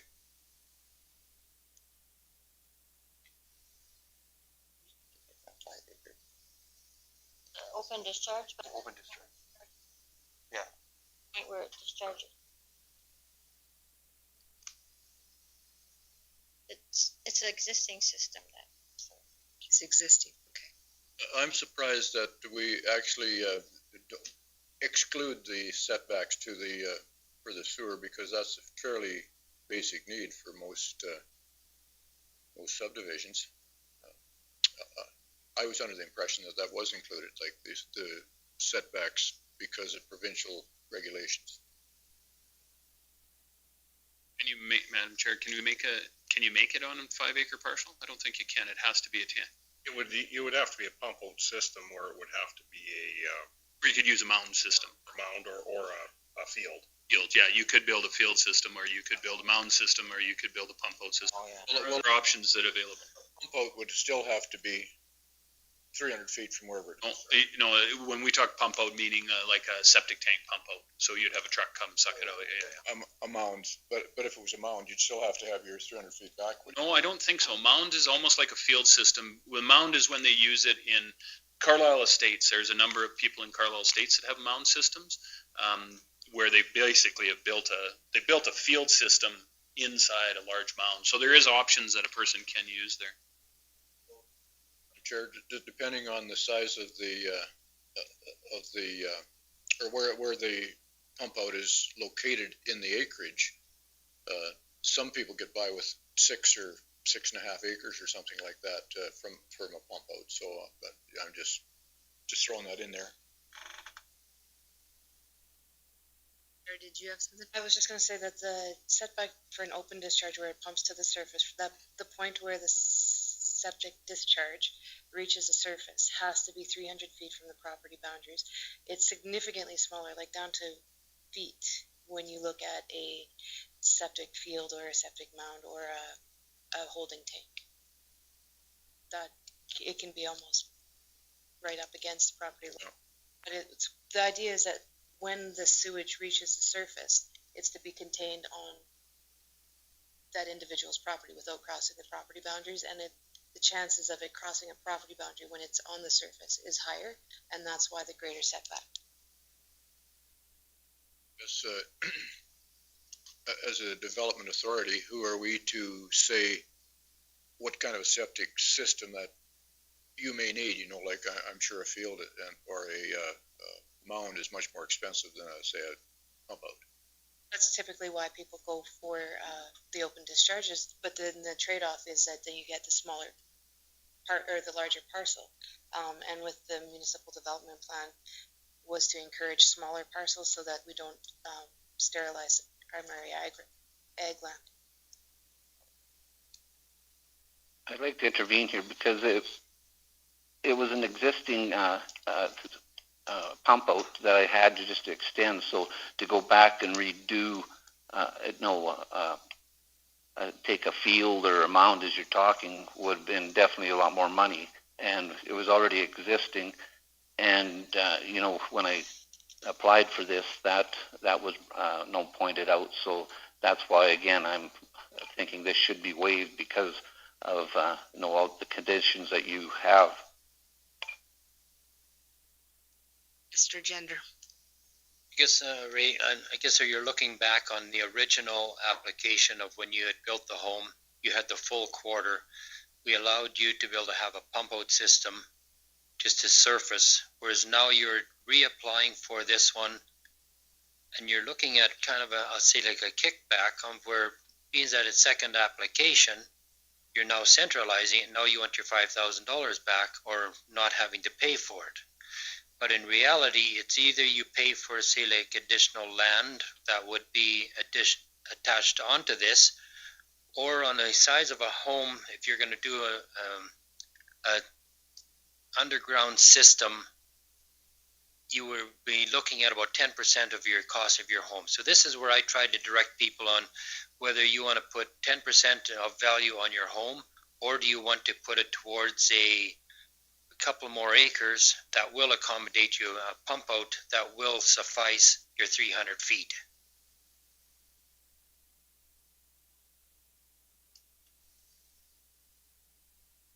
Madam Chair, So you're just saying it's my option then, but when I applied for this, I made sure that I made a point that this was my intention to increase the size, and then I was supposed to be getting clarification with how much this would be. But when you take and you look back in your document that you sent out here, all it says, in the section 6 here, it says other, and then it's payment to the county for endorsement fees, $150. But all you say in the next one is payment to the County of Rural Development Fund contribution pending the final plan of subdivision. But there should have been more clarification of what you intended me, the applicant, to actually do. Like that's, left it a pretty big gray area, and that's why I'm here again, asking for this to be clarified properly, because it was not clarified when this was initially sent out. Mr. Knapp, in our MPC package, we have correspondence between you and our planning department. And on June 5th, 2020, our planning department sent you this letter that said the preferred maximum size of your farmstead parcel is plus or minus 5 acres, as described in the county's municipal development plan. And that further goes on to say, even though there's no maximum parcel size defined in the MDP, the additional area exceeding the preferred size, which they determined to be 5 acres, is subject to a rural development fund contribution of $1,000 per acre. Yes, that was prior to the approval. And now when you sent out this approval list of things I'm supposed to follow, again, that was not in there, that portion. And my understanding when I was talking to the people initially is that if this was, say, a shelter belt, that was requiring more land, there'd be no problem. So I cannot see how you can separate the difference between a shelter belt increasing the size of a parcel when you need that extra land for doing the sewage disposal. So I'm not sure how you can make the difference between those two. If I could, I think, Mr. Knapp, the difference would be it would be very onerous for someone to change a shelter belt. In some cases, shelter belts are upwards of 100 years old in our county. So that's, and I'll just give you that as the reason why that decision was made for shelter belts, for sure. I will, however, make the motion that we forgive the $5,000 rural development fund in this case, and we can go forward from there. Mr. Gender. Yes, I believe that when we have established farmyards, and being that you had put this home onto a quarter, I'll have to have a clarification from our ladies here stating that if there was an existing farm site, is the sewage taken into account for an enlarged area more than 5 acres? Existing system, that is, do you mean, do we present options to? So like if you have an existing farmyard, can we enlarge the over and above the 5 acres to allow that so it encompasses the existing sewage? And that's what was done here. We didn't, there isn't a set size. There isn't, like you could take, like we did with Mr. Alders, 30-acre parcel. There isn't a cap on the amount of acres that you could subdivide out. Whereas in the past, the maximum size was 10 acres. You couldn't take any larger size parcel. And that didn't always work because sometimes you needed 12 acres to make your existing system meet the setback requirements. So, and the reason, and just to clarify too, the reason that the amount owing isn't on that the approval letter is because it's based on the survey. Once we receive the survey, the acreage sometimes changes from, it could be less, it could be more. So we don't calculate what is the Rural Development Fund contribution until we receive the survey. So it doesn't go out with the initial letter. And also, if you put it in a field or a mound, I did an acreage north of Gadsby and had to put in a field for it. And if you do a field or a mound, you still have to have a pump and everything in place. You still have to have your tank in place. So really, basically, what you do is decide where you're going to put your field, and you run your line over to it, and you pump into it. So from an added expense, it is an added expense to what Mr. Knapp's saying, but in the same sense, it's the cost of putting that in. So you could put that anywhere you wanted from where your sewer tank was at. So I do know to meet specs in the past, that's what I had to do, and that's a lot of years ago now, so 16, 17 years ago. So.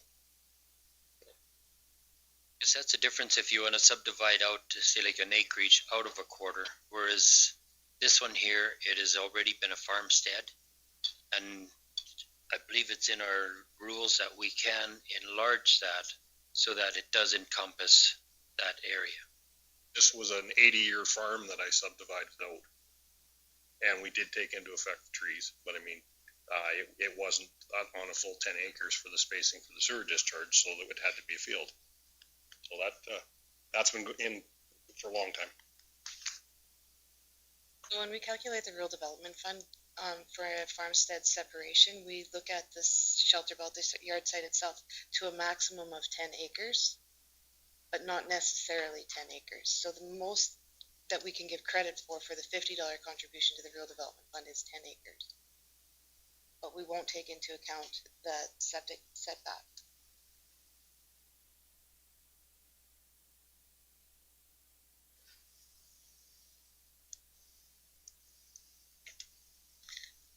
So we do have a motion on the table to exclude the $5,000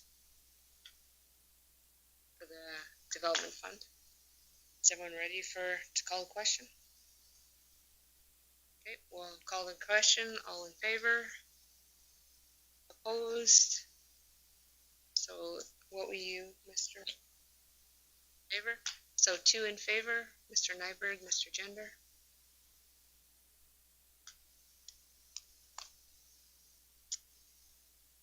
Okay, Mr. Knapp will have you get in contact with our planning department, and they will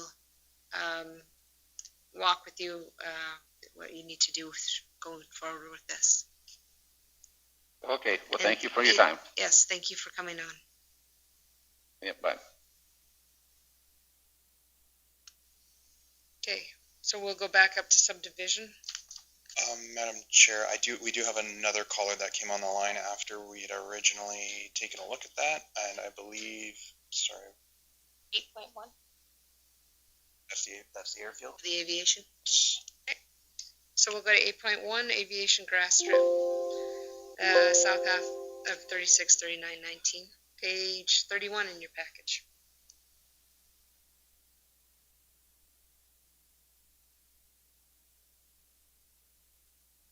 Landowners of the south half of 363919 has submitted an airfield application to Transport Canada requesting the registration of 2 alternative aerodrome grass runway strips on the subject properties.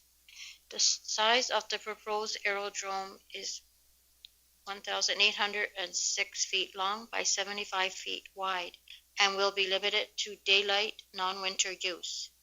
The landowner has advised of a subsequent application with Transport Canada to provide for the operation of an ag spraying operation.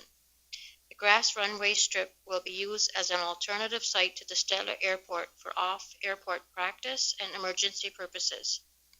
The location and siting of new aerodrome falls under federal jurisdiction. The Aerodrome Work Consultation Regulations 307 establishes guidelines to address concerns centered on improved communication in advance of construction between proponents of aerodrome developments and those most likely to be affected by such development. Requiring consultation in advance of commencing construction will allow for concerns to be proactively raised and mitigated. The regulation identifies the exclusion of specific types of aerodrome development not requiring consultation measures, including an aerodrome used primarily for agricultural operations. The applicant and landowner has advised that his initial verbal communication with the property owner closest to the proposed runway was positive. No concerns or objections were cited. The applicant landowner has indicated that he intends to consult with the landowners of residential properties in the vicinity of the proposed project in order to obtain written letters of support for the project. The regulations recommend aerodrome applicants contact the local land use authority, as municipalities have the responsibility for managing the broader planning and development of their communities. Proponents are required to consult with the local land use authority. Proponents should make efforts to work with the land use authority to resolve conflicts that may arise over aerodrome work. Planning Services is seeking direction from the Municipal Planning Commission on a response to the applicants and landowners. And attached to this memo is a link to the advisory circular number 307. And the aerial sketch that's provided is inaccurate. The applicant has advised that 1 and 2 runway strips will be on the first, where it's showing number 2, both will be on that quarter section. It's just there's an in and out. It showed 2 on the, there's another sketch as well. Mr. Lister can provide some more information as needed.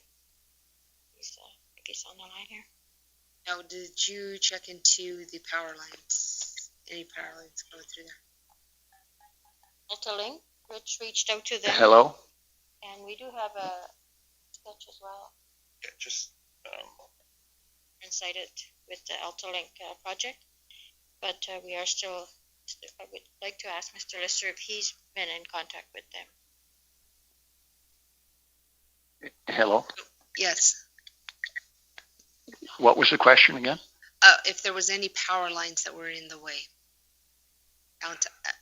Did you contact at this moment, the proposed changes in power lines, ATCO has the line following the old line is their preferred route. The alternate line does come through that property as well. Mr. Nyberg. Oh, Madam Chair, Mr. Lister, unfortunately, in a timely or untimely matter, we had a number of people reach out to us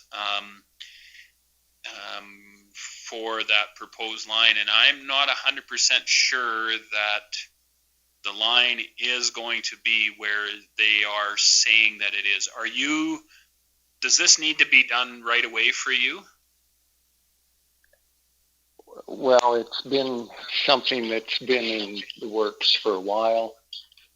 And my concern is if we unduly affect or cause another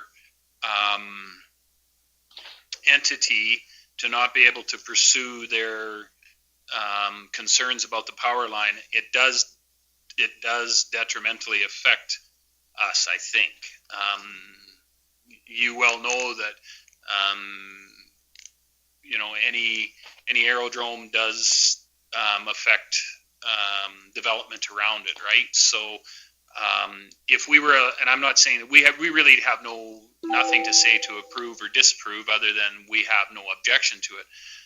But fortunately or unfortunately, I don't know how you want to put it, we have this other matter in front of us that if it goes ahead and they do win, then it puts you in conflict with them. And I hope you understand our position on that one, because we don't want to look like we're favoring one person over the other, but I'm not sure what the opportunity or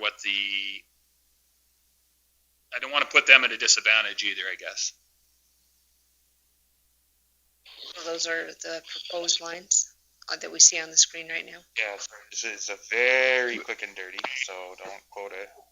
Aerodrome B and red box is approximately, well, it's the south 2 property, so I think we'd indicate it would be the southeast. So yes, one of the options would be directly to the south. Norm, if that second proposed line went, it would basically cut you out, correct? It has a direct impact, yes. Both whether the airstrip goes in or not, it directly impacts our ability to fly that and spray it. But the clarification should be made on that there is one strip. It's 2 runways because you can go either direction on it. The impact is of it directly is on the house to the southeast, the house to the northwest, and Barclays, which is a half mile to the northeast.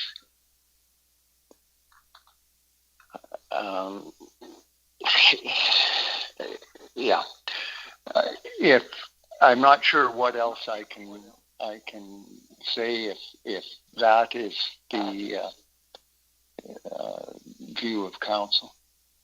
It's basically it may not have anything to do with us, right? I mean, if this does go to a court case and the interveners win and it goes to the second choice, you can see how that puts us in a difficult position by approving your application or endorsing your application. I mean, without that power line, yeah, I'm thinking there is no issues whatsoever. But if the power line win, I hope you can understand where I'm coming from on this. That it is a very it may not even be in our control.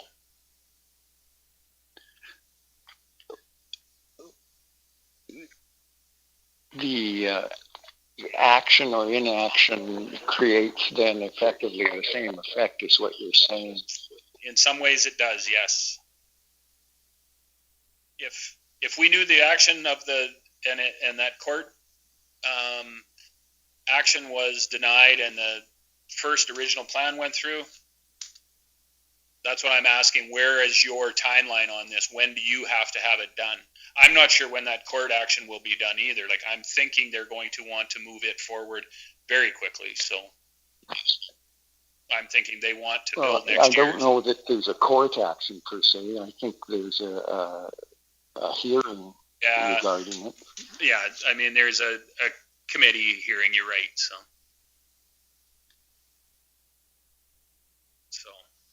It's just kind of in the midst of that because it was November 12th, I believe, any of the submissions had to be.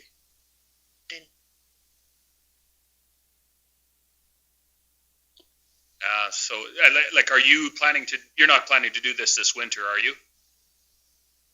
No, it's going to be in the spring.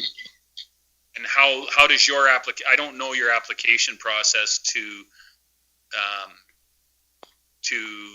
is it NavCan that you have to make the application to?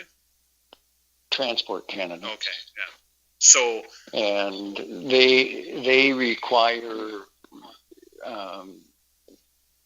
consultation in some form, which involves we on our own, before we even submitted to them back in September, that we started contacting the people that we thought would be potentially of any impact on them.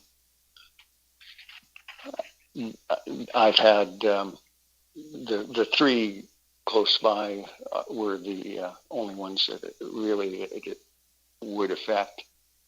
And I've talked with all three of them. They all were fine with it. I have all three of them have agreed to sign off on it. And I should have all three letters here yet this week. I only have one in writing at this moment. So how long do you think your application with Transport Canada would take? Like, do you know the timelines? Have you any idea? I was told that by Transport Canada that this particular one, because it is not very obtrusive in either amount of structure or impact, that it could move forward very rapidly.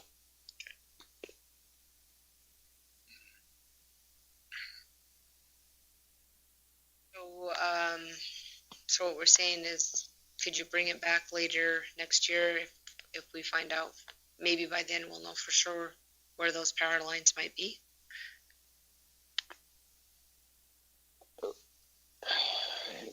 Yeah.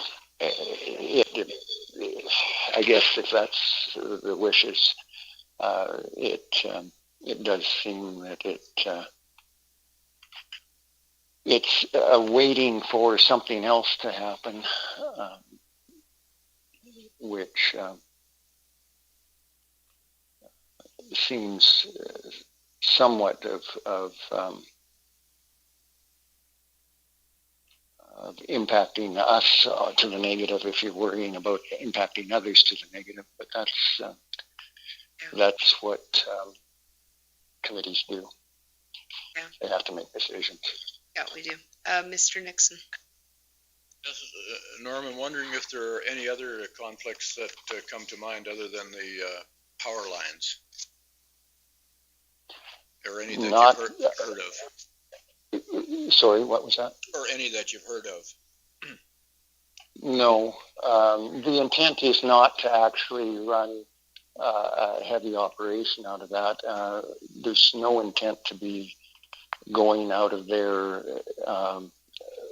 heavily loaded and using it as a primary. We're a firm believer in the Stettler Airport. The quality of it, the landing facility in Stettler is superb and far more efficient in many, many ways. But what this was doing was giving us an alternative spot and as well an opportunity to practice in in a little bit more adverse conditions, which does make for a safer operation ultimately. I guess if, go ahead. No, that's. I was just going to say, so if Transport Canada had no objections, no matter where the power line went, I guess we would have none either as a county. Mm-hmm. Well, I mean, if the county wished to say they had no opinion on it, that would be somewhat different than not than either supporting or not supporting.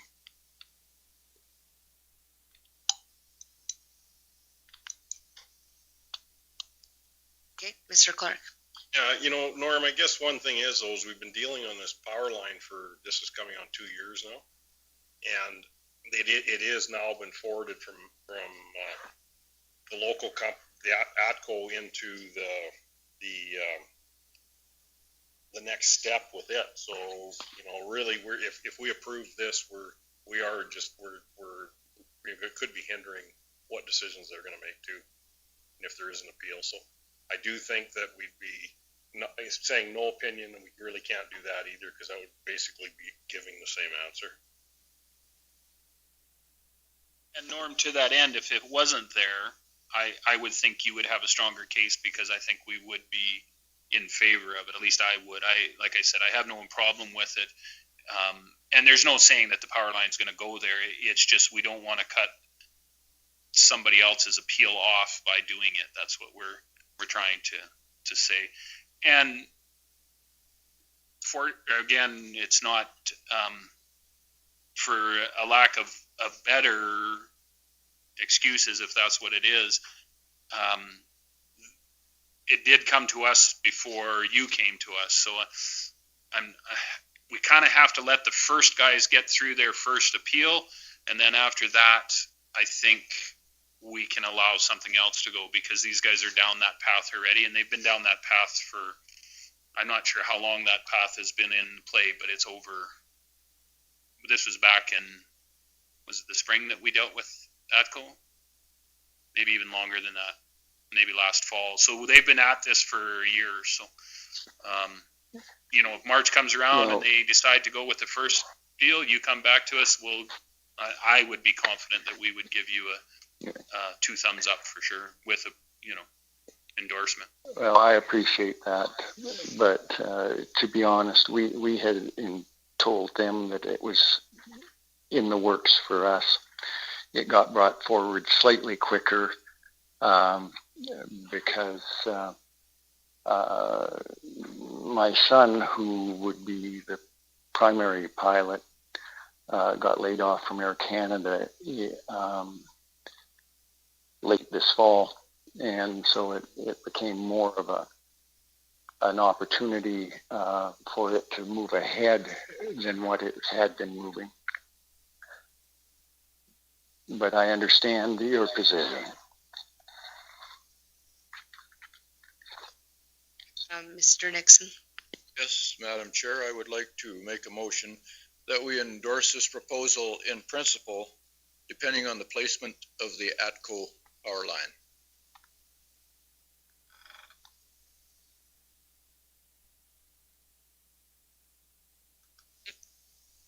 Mr. Nyberg? Oh, I thought you had your hand up. Thinking. The wheels might break if I think too hard. Madam Chair, I will. I do fear that we will be,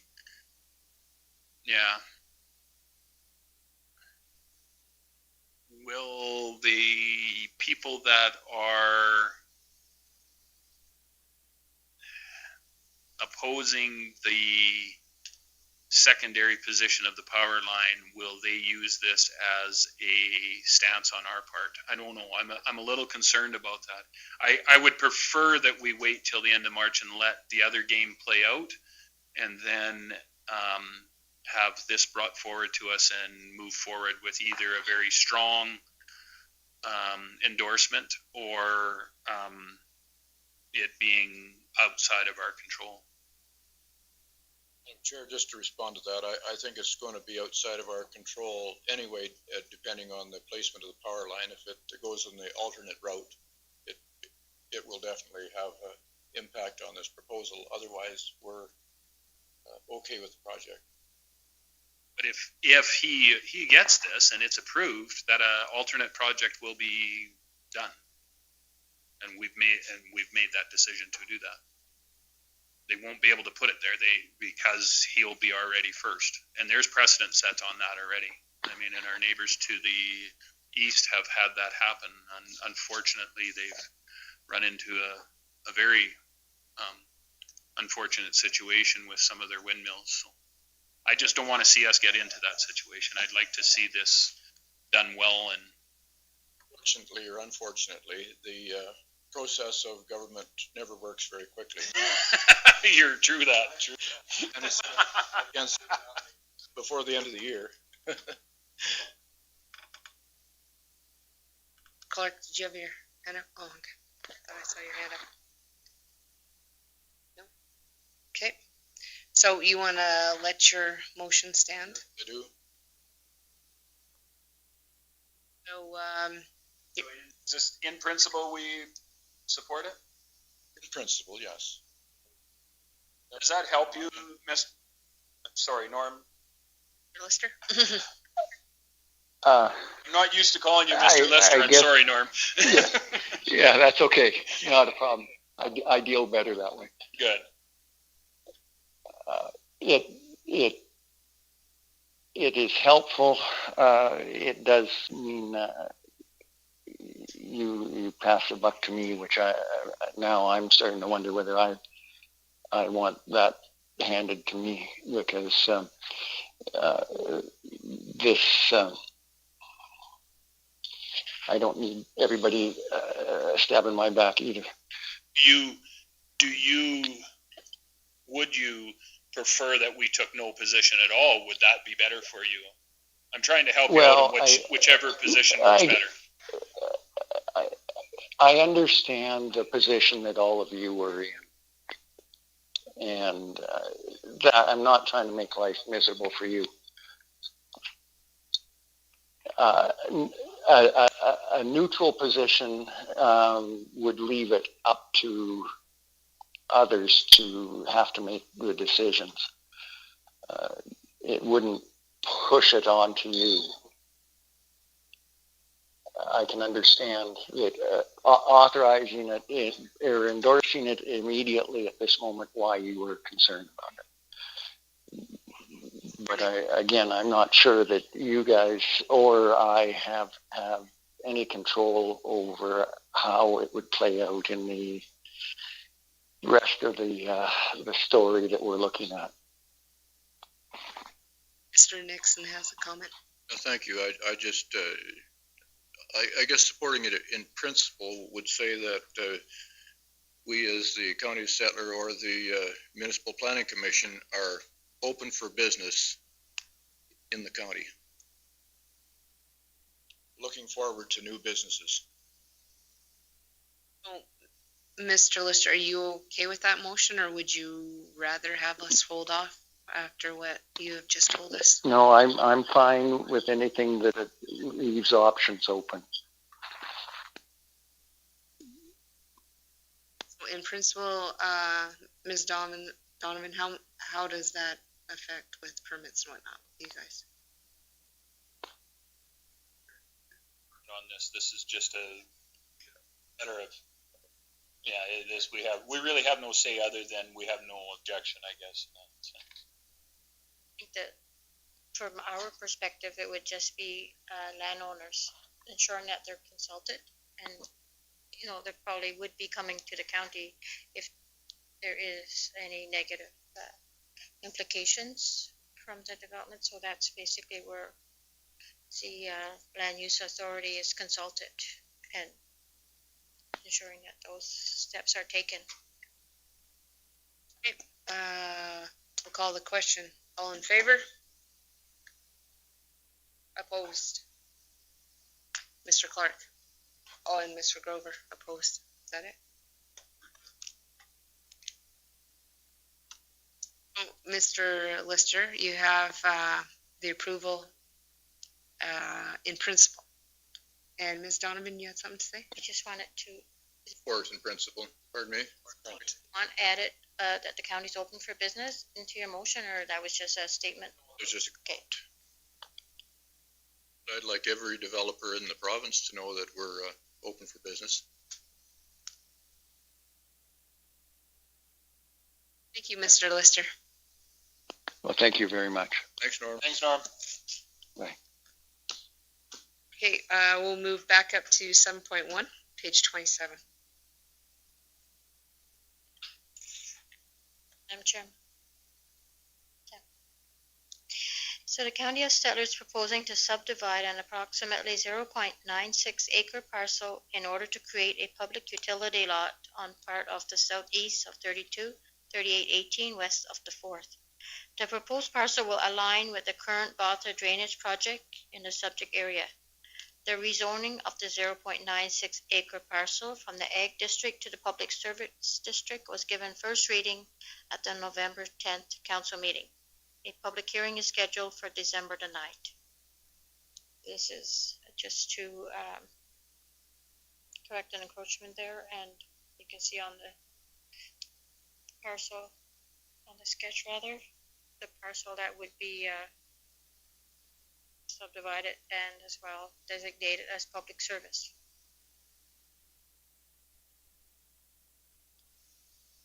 Question on this?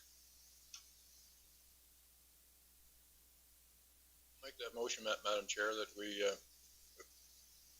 approve the subdivision of a portion of an agricultural parcel in order to create a public utility lot.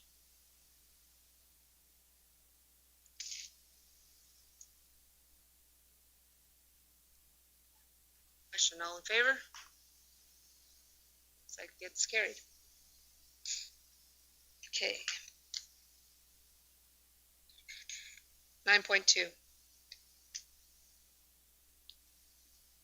Municipal Reserve Lands and Ocean Sands Heights, page 63.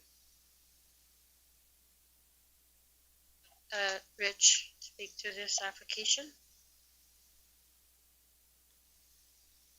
Thank you, Madam Chair. So the question was brought, how much municipal reserve land we had in the Roshan Sands Heights subdivision. So in my notes, I just clarified that the Roshan Sands Heights subdivision, when you're looking at MR land, really the only part you can consider is the Buffalo View Estates portion, because the other two were subdivided and registered prior to the requirement of land having to be designated as municipal reserve.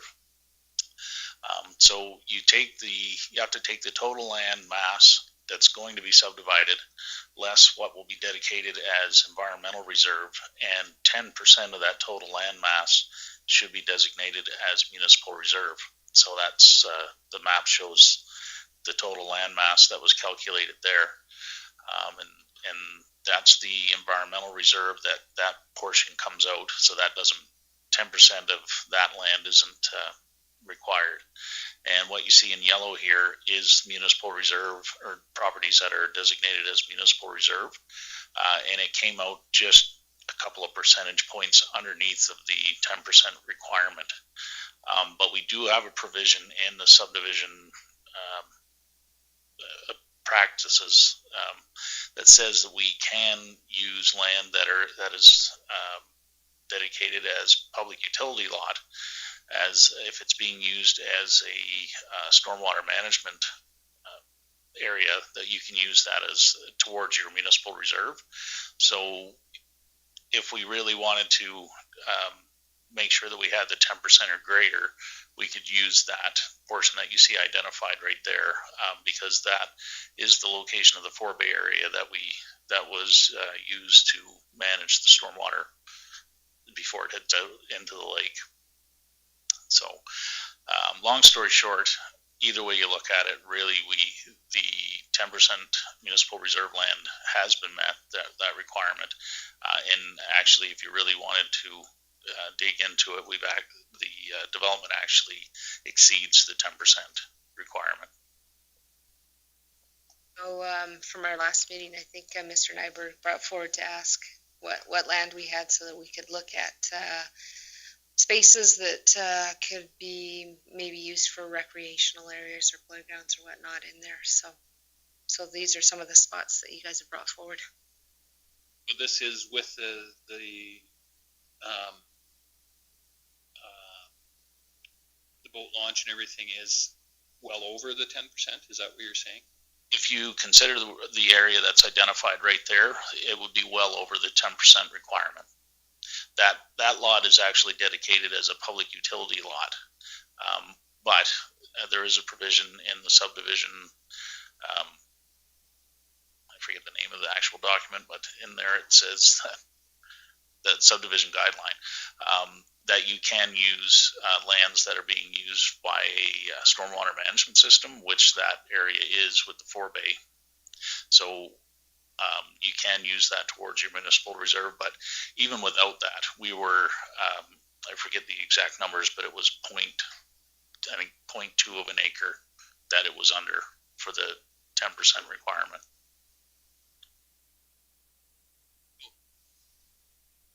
What area does this entail altogether? Like what, I guess and my question is how far going back to the west does it go? Is it just in the Buffalo View Estates? Yes, because in the conditions of the subdivision approval for that subdivision, there was a requirement that 10% of the land be dedicated municipal reserve. The other two portions of what is considered Roshan Sands Heights, when those were registered, there was no requirement to put any land towards municipal reserve. So to go back now and try to make that a requirement, we would have no grounds to do that. Oh, and I get it. And I guess the idea is I think they're thinking of it as all being one now, or trying to think of it all as one. And I'm just wondering if we do go down that particular route, where is our percentage at? Like, is there any in the old Bolin subdivision? There is would be on the south side of the road. There's a pathway that we've turned in there, we've picked up some land there. I don't know how much it was, a half acre or something that we fenced along. I didn't use any of that land in the calculation for this, but it could definitely be considered. But right now, the only reserve lands that are dedicated are environmental reserve, and that's towards the lakefront, the old Bolin and what they call Roshan Sand subdivision. And I know it was brought up by the association that they wanted to know this, but I'm wondering if they wanted to know over the overall, or if it was just this new subdivision. Sorry. Mr. Clark. I just I think maybe we need to put a letter of clarification to them stating those first two subdivisions was not a requirement. And since that point where we sit within Roshan Sands Heights, but also maybe give a reminder that those lakefront properties have a 2.1 acre strip ahead of them that I think is used up mostly in yards. So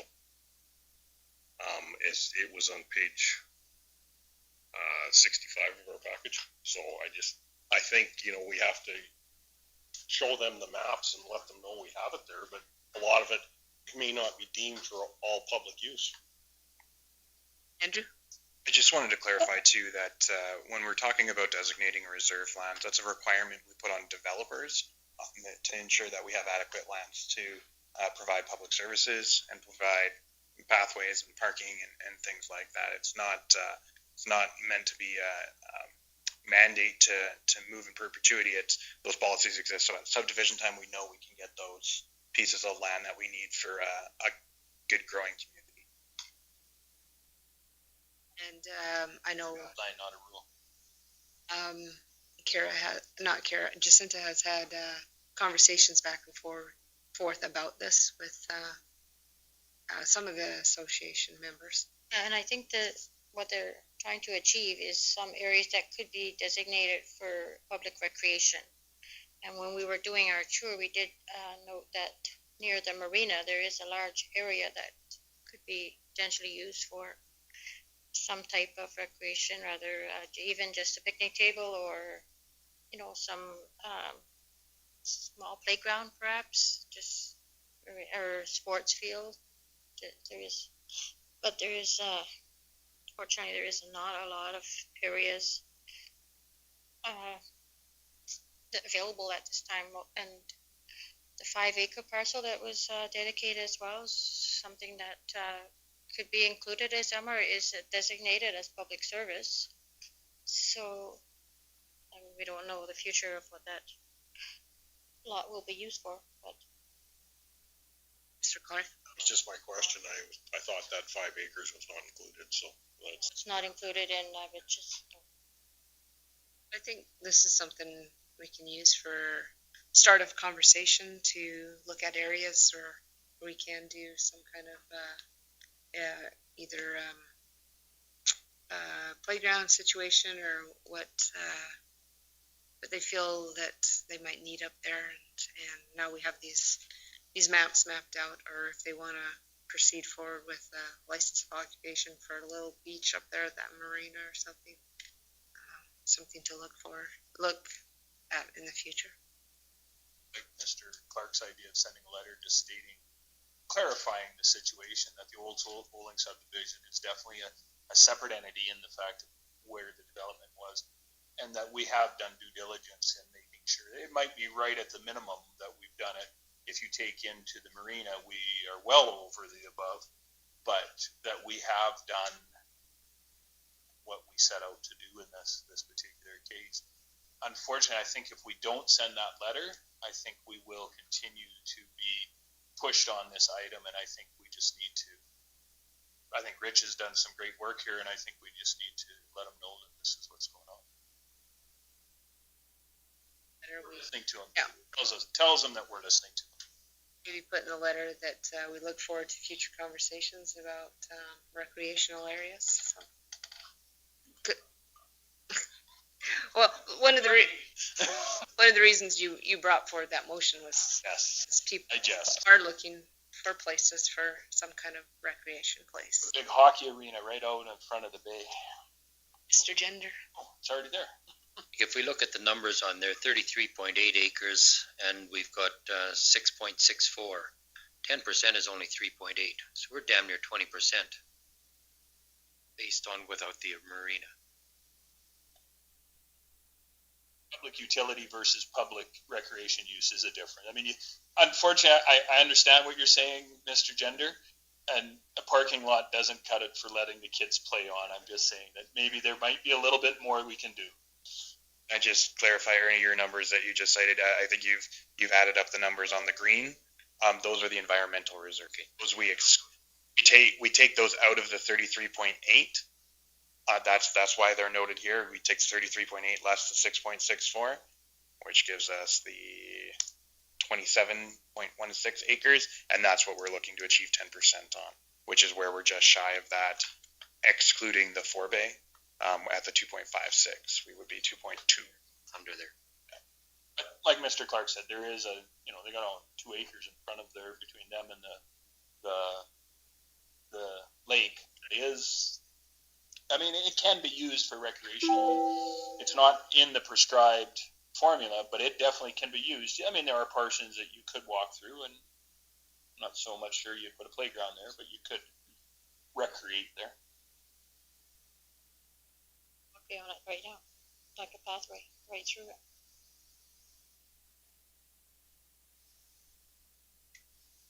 Okay, so any action needed for this, or is this just information gathering from our last request? That's from the Madam Chair, I think we better. I'll make the motion. Larry, do you want to make the motion? Make a motion that it was your idea. Stating what's been found and what the percentages are.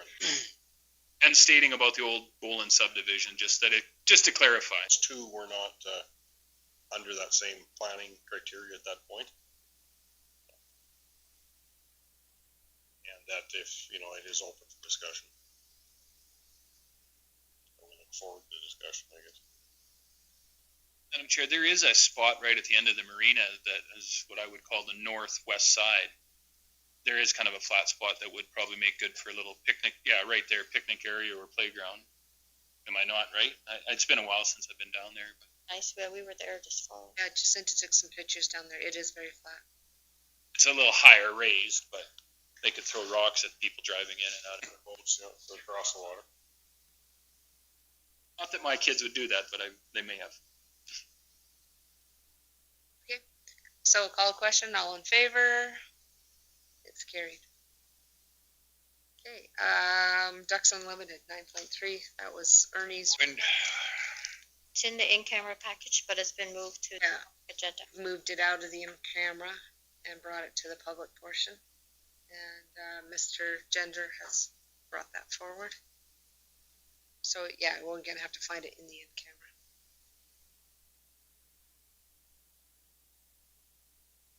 It's on page 44.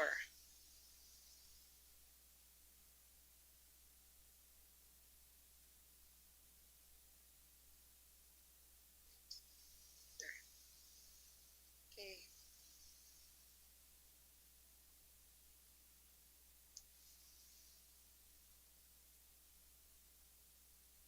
Wait, 43.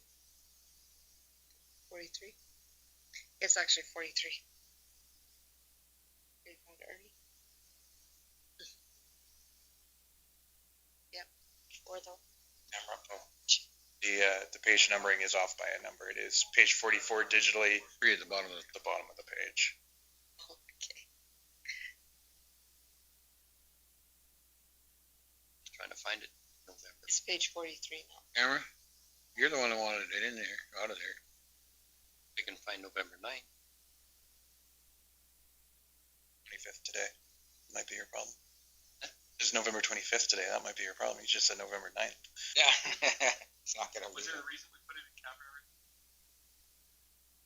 I was wondering if it's because he had pictures that are of people's private property and you can recognize the buildings, and maybe that's why it's in camera, so. Yeah. Listen here, I just wanted to bring it up for information. Okay, the last time, like, there was an easement that DU had put on some land down there. And I guess council had figured that, okay, there wasn't going to be any residents put onto there. But on there, within those lands, there is 2 subdivisions that are possibly out of there that could be brought in for residents. So like what they have done with this land, that they have said, okay, this is what we're intending it for, never to be disturbed. I guess the part that bothered me is I went down there probably about 2-3 weeks ago, and a mile to the east, there was equipment that's sitting there. This is some other farming entity, but this is what they're going to do with the land down there. They're going to brush it, they're going to clean it off, and we know that there aren't going to be any subdivisions. So I just said, I just wanted to bring this in for council and say, okay, we as future for what land is going to be, what are we going to embrace? Are we going to embrace the so-called DUs that are going to be putting this land back into, say, to keep it as natural? Because I look back at what this land was, say, 100 years ago, what it is now, what it's being opened up, and imagine what it's going to look like in another 100 years if we keep having these entities opening up this land where there isn't going to be any bush, there isn't going to be any wet spots. It was just, I just wanted to bring in information on, we had sent a letter off to, was environment and DU last time around. So like, is this how we're going to approach it? Or are we going to recognize that some of these lands just have to be protected, that we cannot farm everything? Just wanted to bring it in for discussion and open up. Mr. Nyberg. We've had this discussion before about brushing and what people can and can't do with their lands. And I keep going back to be careful for what you wish for. If you can tell somebody that they cannot brush it off completely, you can also tell somebody that they have to put trees on. I don't want to be that judge, jury, and executioner for that, because that's a slippery slope. Our issue with any development, and we just went through that literally 5 minutes ago with the development of an airstrip. That airstrip, development within the county has certain ramifications. If we were allowed to allow that airstrip to go, there would be no, and if he was in place, there would be no way that that power line can go where it's proposed to go on the second route. We have to be cognizant of it. That's our job. That's our duty as a planning commission to look at what the betterment of our community is. We take 10% MR for going out and doing these things. I get that. Unfortunately, this property that you're talking about, or fortunately, could be sold next week and somebody could plant a whole bunch of trees and put a house on there. That could happen. I mean, believe it or not, everybody told me many years ago that once the Hutterites buy land, they will never sell land. I have proven them wrong when G3 purchased land from the Hutterites. So that is not sterilizing the land. When the Ducks Unlimited come in, unfortunately, they are not a private entity. They are a large corporation that will continue to pretty much go on for perpetuality. Once they get the land, it's not coming back out. And they put some serious restrictions on it.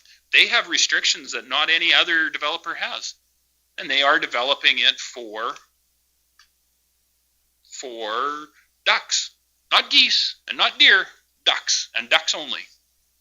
So they're a very specific point, and that's what I'm saying is with great power comes great responsibility, and I think they have a responsibility to look at the whole picture, not just the ducks. I think with Ducks Unlimited, we wanted to have a future conversation with them, just outlining the issue, how to take all this property and put these stipulations on it, it sterilizes it to people living there. So maybe we could work with them if it's allowed 1 acreage on so much land, a quarter or whatever. It would kind of be the best of both worlds. It would work for them because they still got, like, they could still have 155 acres of untouched land, and it would still allow acreages in the county on these lands, especially if they continue to purchase at the rate they are. So I think that was one of the ideas is why we wanted to meet with Ducks Unlimited, just to see if there's any neutral ground on some of their stances on this. Mr. Nixon. I have quite a problem with Ducks Unlimited owning a bunch of land, I guess, and paying very little taxes on it. So I think that it would probably be something that the MGA has to look into, the government has to look into changing the MGA, but I think it should be taxed as a recreational land or something, because it's just useless land. I shouldn't say useless, because I guess from their standpoint, it creates a green surroundings, but that's just my belief. We're needing in the county of Stettler and every other municipality almost in Alberta, we need more taxation dollars. We've lost too many over the past few years, and so I'm thinking of that's a way that probably we could get some income and probably hold back on maybe the wholesale buying of land, if you want to put it that way. Just my thoughts. Mr. Clark. Points brought up before were the fact that, this land does almost become sterilized. It may be sterilized with trees on it, etc. But as Board Member Nixon just brought up, the taxation on it's very low, and if we could have an acreage per quarter, as Board Member Stillberg said, all of a sudden we bring another $3,000 or $2,000 taxes in on a per quarter basis, and it's not to kick Ducks Unlimited out, but it's to have a playing field that works for both parties. So that's where my thoughts are. And I see this one does have the 2 chances, but those people could clear that, and in 35 years, Ducks could buy it and put their trees back in and put their ducks back in. So it's, the way that they're going with other landowners, like we do have to, we're an agriculture community.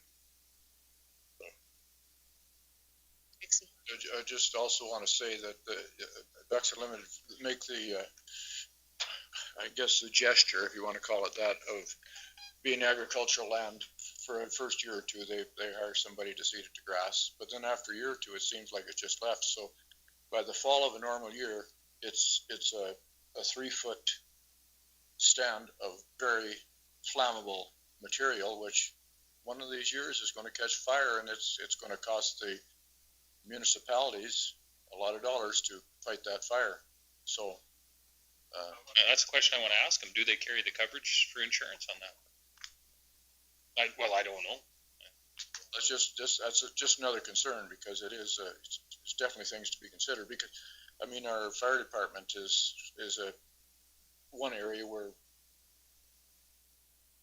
we probably need more funding as well.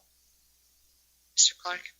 I guess if we're having that discussion too, it's not just ducks, it's wildlife conservatory. It's there was buck for wildlife too. Ducks for life. Yeah. Oh, absolutely. Recreation. They all fall in Land, yeah. Absolutely. Ducks Unlimited is allowing some graze.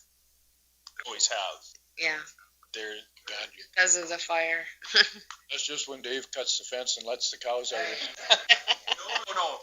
He lets the ducks come on his side, so he figures it's fair. Mr. Grover?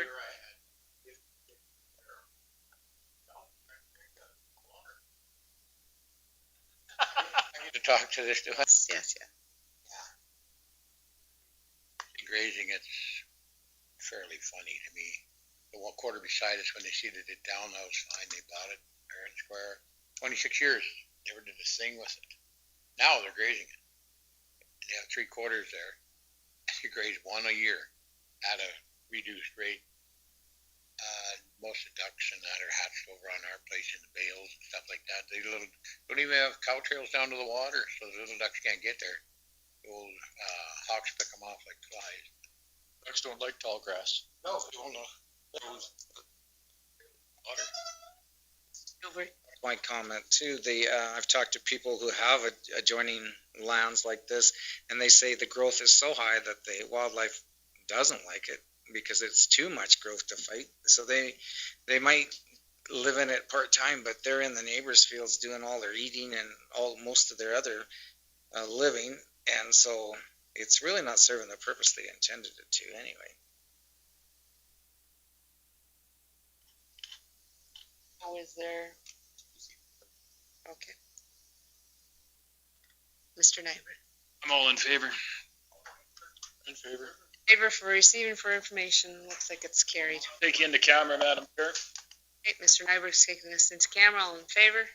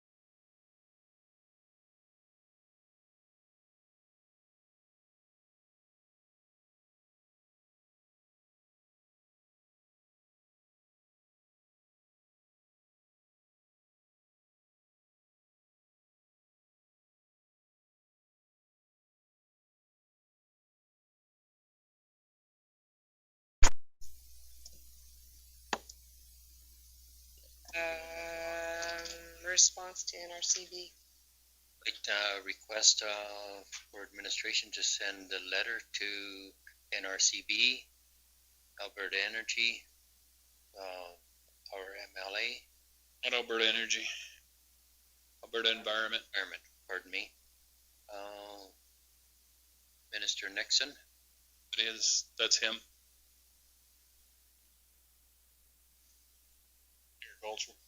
Agriculture guy, what's his name? Evan Dreesen. And our local MLA. You got him already? Yes. Nate? Willing to sign my name to it if anyone else wishes. No, I think this motion to send it to them. I think it's just sent from us. It isn't. Yeah. If it gets signed, it would be by the Reeve, not by anybody.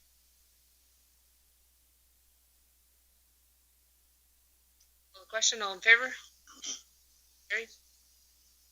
And now we have DP 20014, the fertilizer.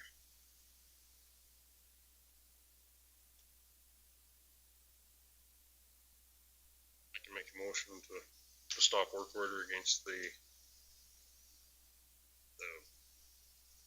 stuff that's deemed as fertilizer, because they're not meeting their SDAB. Element permit 200014.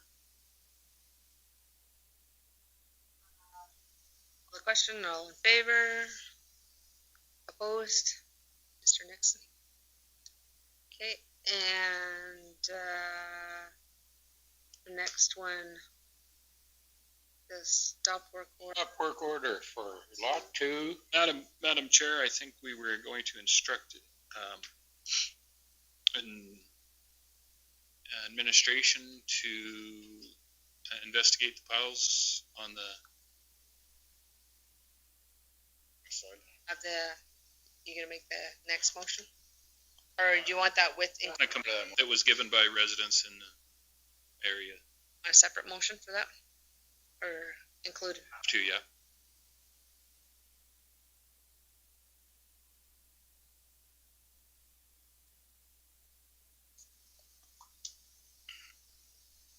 Have to follow through with that on the piles on the west side of the road and with Alberta Environment. We'll call the question. All in favor? Opposed? You're opposed? Wait, where were you, Les? Oh, in favor, okay. Me and Wayne. Stop work order for lot number 2, block 1, 9924620. Make the motion for stop work order.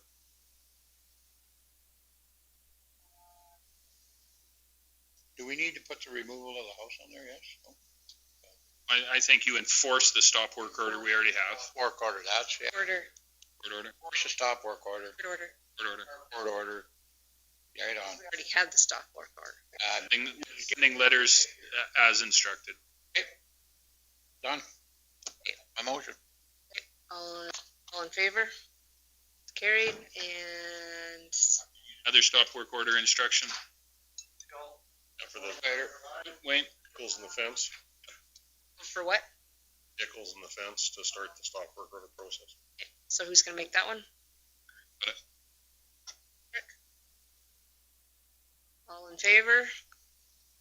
Carried. And then, the last one. Ducks Unlimited? Already dealt with it. Out of camera. Information. Okay, that's right. That's right. I was just reading the list. Okay, need a motion to adjourn? Next meeting is December 23rd. Will be Right. So we'll move it to January, end of January. Should we be having Have one earlier. Typically, you would have one earlier. or just even the 23rd? Like, January, the week of the 18th to 21st, we have that ASB conference.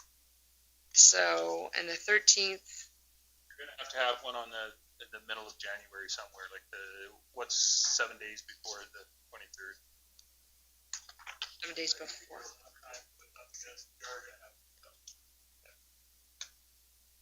So we have mediation on the 15th.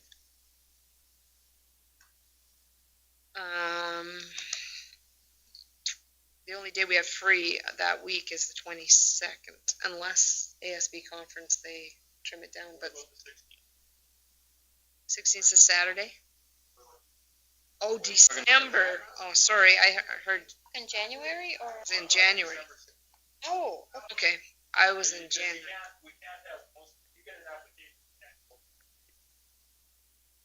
20 days to roll complete, 40 days to. So December 16th. Oh, she wrote it. Blame Kara. Okay. You're gonna send us that? Yes? December 16th. That's okay? Yeah. Okay, all in favor? And then adjournments. Motion, Mr. Grover, all in favor? Steve made the motion for the agenda. Anything that we can get out of